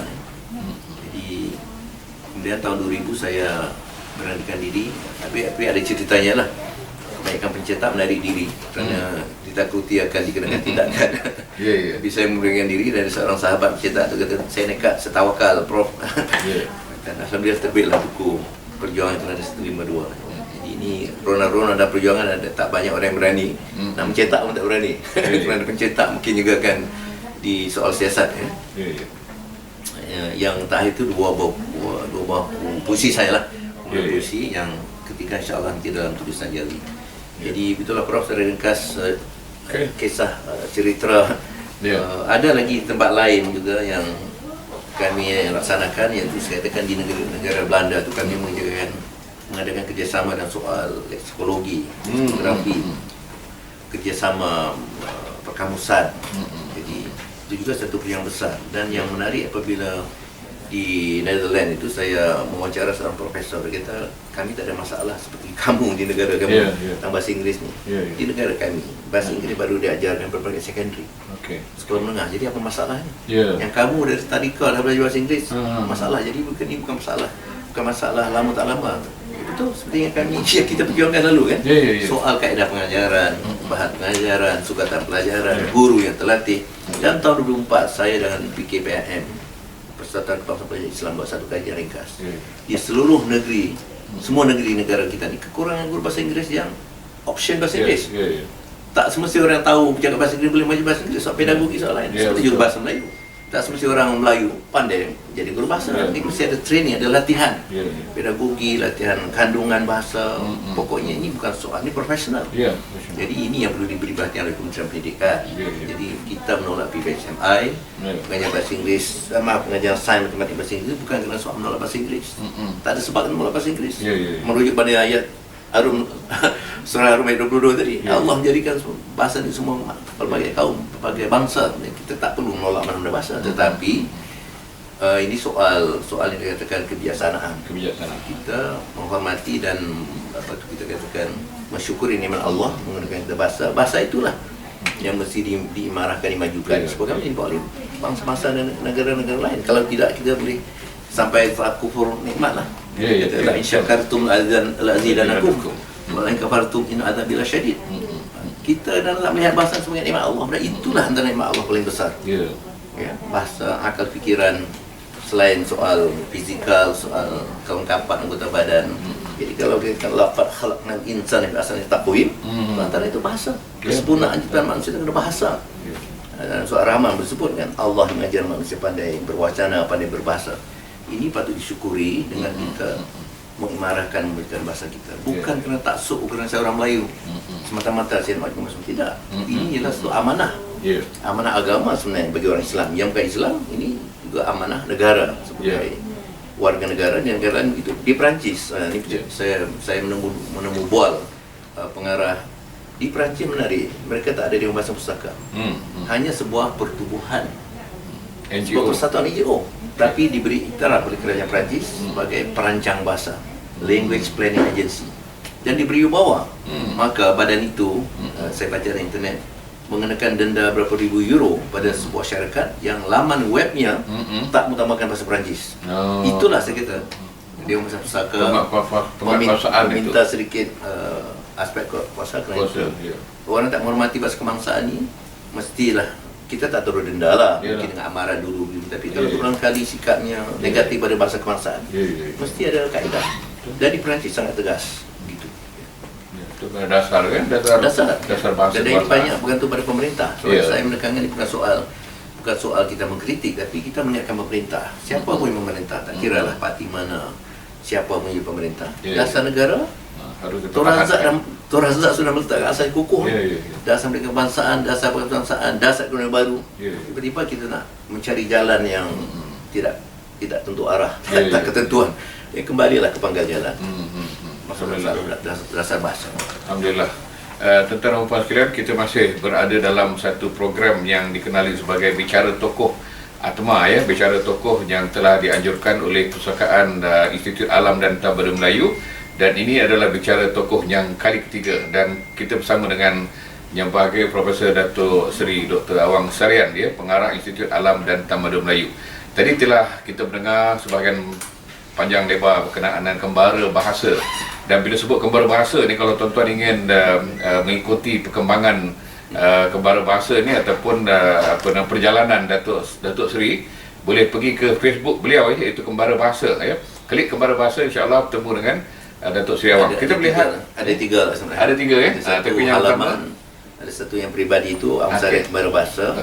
Yang halaman page itu Awang Sarian Kembara Bahasa melalui Mak Wangsa. Satu lagi teman dan kenalan Awang Sarian Kembara Bahasa. Yang tak dapat masuk kerana Facebook menghadkan pada 5,000 orang saja. 5,000. Kita ada hampir 2,000 yang tertangguh. Saya tak boleh membuang rakan yang sedia ada. Jadi zalim pula. Jadi buat satu lagi. Masuklah ke dalam halaman atau page itu ataupun kumpulan teman kenalan Awang Sarian. Tadi Datuk Seri, kita mendengar apa yang Datuk Seri telah jelaskan, dan kita pun boleh membaca perjalanan Datuk Seri dalam kembara ni. Banyak tempat-tempat yang Datuk diminta untuk memberi khidmat kerana kepakaran, latar dan juga perjuangan bahasa yang Datuk bawa bersama, dan termasuk juga saya kira pengurusan yang baik, bakat kepimpinan dalam sesuatu tempat itu. Maka banyak tempat meminta ataupun menjemput, mempelawa, mengundang Datuk Seri untuk memberi khidmat itu. Jadi satu yang agak menarik, dan saya kira ATMA bertuah kerana dapat Datuk bersama dengan ATMA bagi meningkatkan keupayaan pengurusan, bukan saja dalam bidang itu, tapi yang lebih besar dalam pentadbiran pengurusan pengajian Melayu, pengajian Melayu dan pengajian alam Melayu di peringkat antarabangsa. Jadi alhamdulillah, terima kasih Datuk bersama kita. Baik, saya ingin bertanya, kita ada soalan sikit. Kita ada masa hingga 11 suku, 11 suku, begitu ya. Jadi mungkin saya nak minta Datuk secara ringkas sikit, apakah antara cabaran-cabaran yang dikira besar lah sepanjang Datuk mentadbir, mengurus ataupun memimpin sesuatu tempat yang banyak Datuk diminta untuk pergi itu? Silakan. Bagi saya cabaran paling besar, di mana-mana saya sebut, juga saya tulis begitu. Cabaran paling besar ialah pelaksanaan terhadap dasar. Ada dasar yang cantik, dokumen cantik, tapi pelaksanaan seringkali gagal, baru gagal. Maka itu saya pernah satu ceramah saya kena tajuk tadi, dongeng Sisyphus, perkembangan perjuangan bahasa Melayu dalam konteks sebagai dongeng Sisyphus. Jadi kita tak selesai perjuangan kita kerana ada dewa yang menekan batu itu. Siapa dewa itu? Tak payahlah saya jelaskan, tapi artinya kadang-kadang ada waktu pemimpin yang cukup prihatin, cukup peka, cukup cakna. Alhamdulillah. Kita lihat pada zaman Tun Razak, kemudian pada zaman almarhum Tuan Paring Abdul Rahman Talib, Tuan Paring Abdul Rahman Yaakob. Beliau lah yang menjadi arkitek yang menjelmakan sistem pendidikan kebangsaan, peralihan di sekolah Inggeris ke sekolah kebangsaan ini. Beliau sehingga berjaya pada tahun 60 berapa yang 65 mungkin saya kumpulan kedua yang mula ditubuhkan sekolah menengah kebangsaan. Itu sekolah menengah Inggeris. Tapi masa itu masih ada dua-dua sekolah. Ada sekolah kebangsaan, ada sekolah menengah Inggeris, ada lah itu. Tetapi sudah sekian lama bahasa Melayu sudah mantap sehingga saya ingat ada satu fakta ataupun data daripada EBRD dulu, tak kurang 54 juta lepasan sekolah kebangsaan. Itu data pada tahun 2000, kurang 2022 lah. Sekurang-kurang 54 juta. Inilah yang menjadi tenaga penggerak pengeluaran negara. Sekurang-kurang hingga pergi SPM mereka itu mendapat ilmu dalam bahasa kebangsaan. Sesudah itu tak kisahlah dapat pergi tinggi, nak ke Jepun, nak ke Rusia, nak ke Belanda, ke Inggeris, ke Arab, itu tak menjadi masalah. Tapi asas kemerdekaan negara itu menjaga soal asasnya, kekuatan jati diri dan kekuatan membina memperkuat Waltanshow, pandangan Sarawak, pandangan hidup, world view itu dalam melalui bahasa, dan bahasa sangat rapat dengan pemikiran. Tapi apabila timbul misalnya PPSMI, itu bukan soal mengkritik individu, tapi barangkali pemimpin yang berkenaan pada waktu itu berfikir cara lain, menganggap bahasa ni tidak penting, yang penting kita maju bangsa baru maju bahasa. Tapi Jepun tak pernah begitu, negara Cina tak pernah begitu, negara Korea tidak pernah begitu. Mereka maju serentak, memajukan bahasa, memajukan bangsa, memajukan bangsa, memajukan bahasa. Tak pernah ada yang mana dulu mana kemudian. Jadi bahasa mesti dia secara holistik sebagai unsur utama dalam pembinaan tamadun. Dan ini berlaku dalam zaman Abbasiyah dulu pun, apabila ilmu-ilmu dalam tradisi Islam itu diambil oleh orang Barat, itu bukan dalam bahasa Arab, diterjemahkan dalam bahasa-bahasa mereka, barulah ilmu itu dapat meresap. Dan itu ialah satu fitrah, satu sunatullah. Islam datang ke alam Melayu pun tak menggunakan bahasa Arab. Kalau bahasa Arab saya kira tak seguna ini, maka bahasa Melayu kerana para ulama dahulu berpegang pada isyarat Al-Quran dalam surah Ibrahim ayat 4. Kata Allah, tidak kuutus para rasul melainkan dalam bahasa yang oleh kaumnya. Jadi para ulama waktu itu, para da'i, para balik ini faham. Ulama sekarang ni saya harap masih faham gitu. Jangan nak pula merendahkan ini. Kadang-kadang ialah, walaupun ini bukan soal agama sangat, soal kumpulan nasyid tu. Semua seronok sangat dengan laba-laba nama Inggeris. Kumpulan itim lah, kumpulan apa, macam-macam lah, semua banyak nama Inggeris itu. Tanpa sedar mungkin tak menghayati bagaimana tradisi Islam kita itu dibangunkan dalam bahasa Melayu. Sehingga saya katakan Syekh Nuruddin Araniri, bahasa di Gujarat, belajar di Mekah, datang sampai dilantik sebagai Syekhul Islam oleh Sultan Tani di Aceh. Menulis dalam bahasa Melayu, tajuk memang bahasa Arab, tapi buka dalam bahasa Melayu. Artinya itu, maka dulu waktu di UAE saya katakan mesti ada Malay Studies Department yang dalam bahasa Melayu yang berurusan Islam, kerana UAE berada di alam Melayu. Jadi mesti juga mengangkat bahasa Melayu sebagai bahasa penggabung Islam. Jangan bahasa Melayu letakkan bahasa kedua, bahasa ketiga, kadang-kadang tak ada tempat langsung pula. Ini malang lah bagi saya. Jadi inilah dikatakan cabaran tu ialah maknanya mengekalkan dan mempertahankan dan memperjuangkan dasar itu, perkara dasar itu. Ya, jadi perkara remeh-remeh ini mungkin sebagai sampingan, tapi yang penting adalah jadi saya fikir dalam kesarjanaan kita sebagai seorang ilmuwan, ya, kita perlu kepada pengurusan yang betul dan tepat, ya. Tetapi adakah tepat dan ikhlas, serta mesti ada keberanian. Saya terus terang, saya pernah diarah oleh seorang menteri. Ini cerita benar. Memberikan projek menilai 1 bilion kepada Dewan Syarikat. Saya katakan Dewan Bahasa Pusaka tidak boleh berbuat begitu. Kerana Dewan Bahasa Pusaka menjaga waktu itu 86 bawah syarikat. Apabila kita mengambil alih balik, Dewan Bahasa mengambil alih semula fungsi perniagaan yang dulu diswastakan, dan konsesi itu kemudian gagal, ataupun pada peringkat akhir itu gagal, kita mohon diambil balik. Jadi Dewan Menteri alhamdulillah meluluskan permohonan kita itu dengan bantuan PM sekarang lah. Waktu itu beliau menjadi Perdana Menteri, sangat menyokong Dewan Bahasa Pusaka.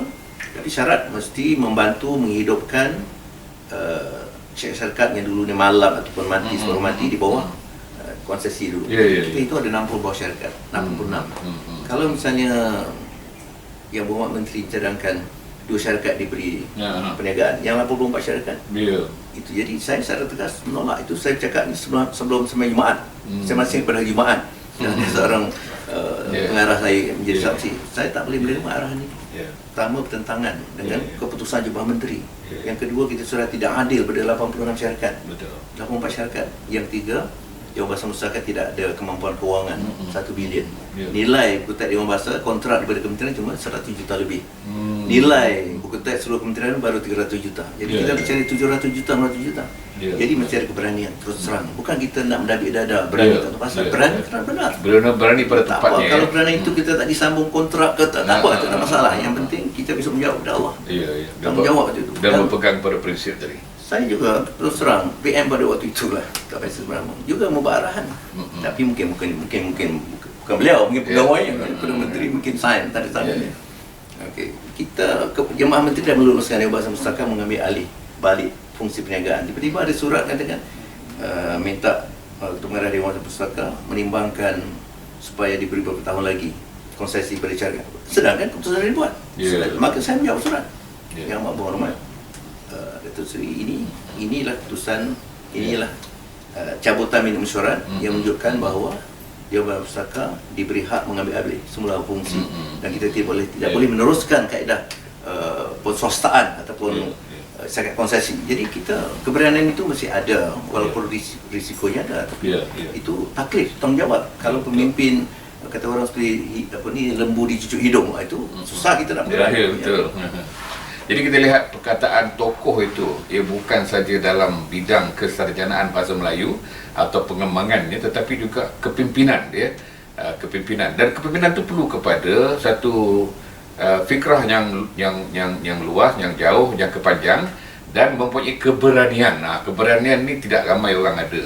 Tetapi dalam keberanian ini di sana pasti ada penyokong-penyokong, ya, yang merupakan pencinta dan juga pendukung. Tetapi perlu kepada kepimpinan yang berani. Jadi kalau tidak ada kepimpinan itu, mungkin yang di bawah dia juga tidak mampu. Jangan hanya kerana disoal siasat oleh polis ataupun dipanggil oleh polis berjam-jam kita jadi takut, itu susah.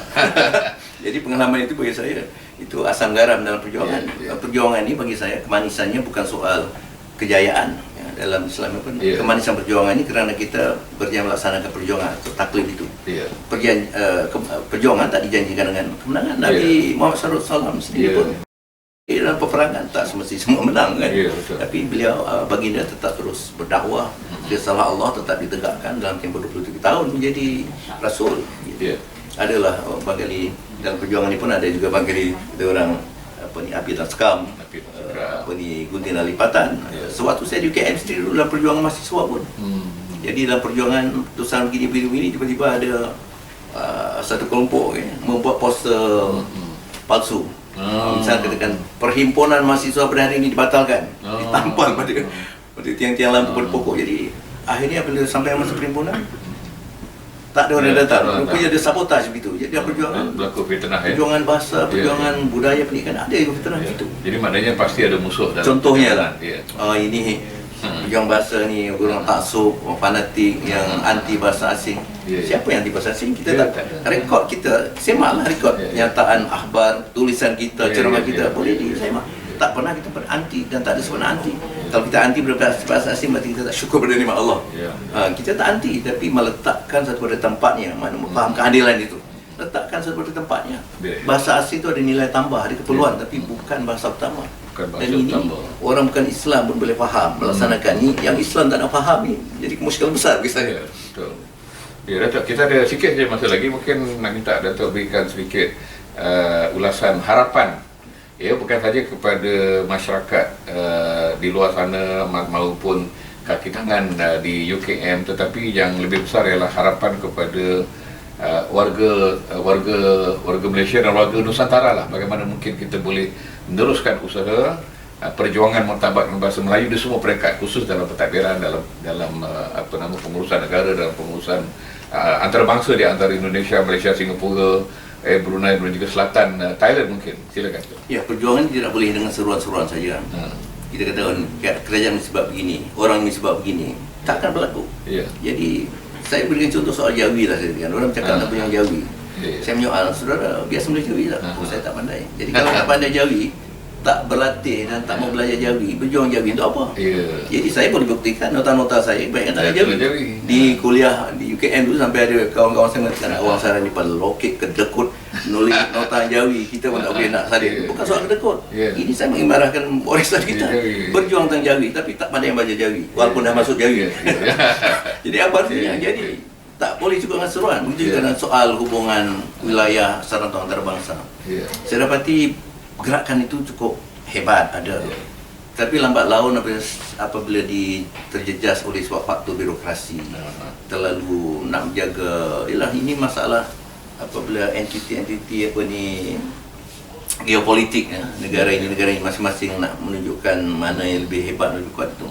Bagi saya akhirnya kita perlu bergerak secara lebih praktis. Bagi saya ilmuwan, misalnya soal kekurangan penerbitan ilmiah dalam bahasa Melayu, karya kita tak boleh terbitkan di sana, tak boleh pun dijual di sana. Jadi apa yang boleh kita buat? Kita adakan pakatan dengan ilmuwan di Indonesia, Singapura, Brunei, Thailand, Kamboja dan serata dunia. Kita bergabung dan kita boleh mengadakan pakatan penerbitan. Dan sekarang pun kita tidak banyak bergantung pada penerbitan konvensional. Jadi penerbitan boleh dalam bentuk elektronik dan bentuk digital. Penerbitnya tidak kisah. Mungkin universiti sendiri boleh. Jadi itu saya pernah dulu waktu dalam Mabit sudah diterima usul saya. Indonesia memaparkan ataupun membuat inventory. Ini titik-titik yang bagus sebut bidang ilmu ni dalam bahasa Indonesia. Malaysia, Brunei dah melantik pun. Sebahagian sudah digerakkan, tapi soal birokrasi, ini ada faktor dana, faktor kelulusan negara. Susah lah kalau cakap begitu. Kita orang ilmuwan, bergeraklah. Antara universiti tak payah tunggu kelulusan negara dan sebagainya. Jadi bagi saya gerakan-gerakan peringkat rakyat, dan ini pun sudah terbukti apabila Dewan Bahasa Pusaka ditubuhkan, itu sebenarnya bukan satu keputusan kerajaan asalnya. Desakan daripada segalanya, wartawan, agamawan, budayawan, wartawan, bahasawan dan tok-wan mereka ni berjuang untuk gerakan rakyat. Akhirnya kerajaan melihat itu satu gerakan massa yang kuat. Kerajaan pun nampak rasional, maka diluluskan Perluan Dewan Pusaka UKM. Bukan keputusan kerajaan asalnya. Perjuangan PKPM, ABIM dan almarhum Aminul Baki, bahkan Kadir Adabi, zaman Zakbar dah sebut. Zakbar tahun 17 saya menulis dalam majalah Kalam atau utusan. Perlu ada sebuah madrasah besar yang mengangkat soal kebangsaan, soal kesatuan ilmu dunia ukhrawi, UIM. Zakbar dah bercakap pada tahun 1917. Jadi saya mengatakan rakan-rakan dalam kalangan ilmuwan, budayawan, sastrawan, marilah kita bergerak. Jangan sibuk kita mengatakan kerajaan tak buat ini, tak buat ini. Yang kerajaan satu hal lah. Dia tak buat tu, kita ada cara mana. Kita kalau nak cakap kerajaan pun, ini proposal kita, cara kita. Bukan sekat seruan. Seruan takkan jadi. Memang saya praktis. Banyak minggu, banyak bulan dan saya mengatur macam-macam pertemuan. Kita nak bukan manuskrip Melayu, setakat mengaku-agukan manuskrip untuk apa? Okey, kita adakan pakatan. UKM, Dewan Bahasa, UM, Persatuan Negara Malaysia, Kerajaan Melaka, semualah. Perbadanan, muzium dan sebagainya. Kita satukan, gerakan. Kita dana tak banyak pun ada lah. Kita berkongsi dana, pakaran. Jadi secara konsep saya selalu saya katakan kita naklah bergerak secara berjemaah. Secara berjemaah, tak boleh secara silo, secara individu untuk keegoan kita. Jadi berjemaah bukan sekat dalam negara kita. Negara kakak Indonesia, Brunei, Darussalam, Singapura, Thailand, Kamboja, Sri Lanka dan bahkan di Eropah banyak yang sedia memberikan kerjasama. Itu mesti diadakan sepakat dengan cara yang kuranglah birokrasi.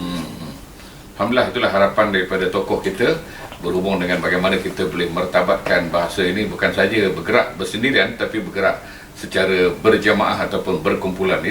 Ini satu kekuatan yang luar biasa kalau kita dapat satukan perkara ini.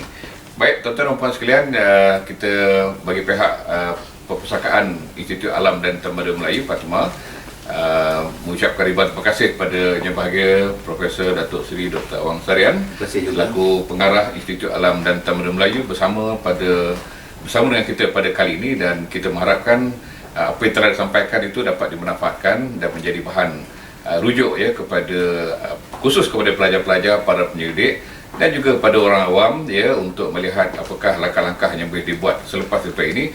Kita tidak mengharapkan seruan sahaja, tapi kita mengharapkan penghayatan gerakan-gerakan yang perlu dilakukan oleh bukan saja pencinta bahasa tetapi juga oleh pendukung dan juga pejuang.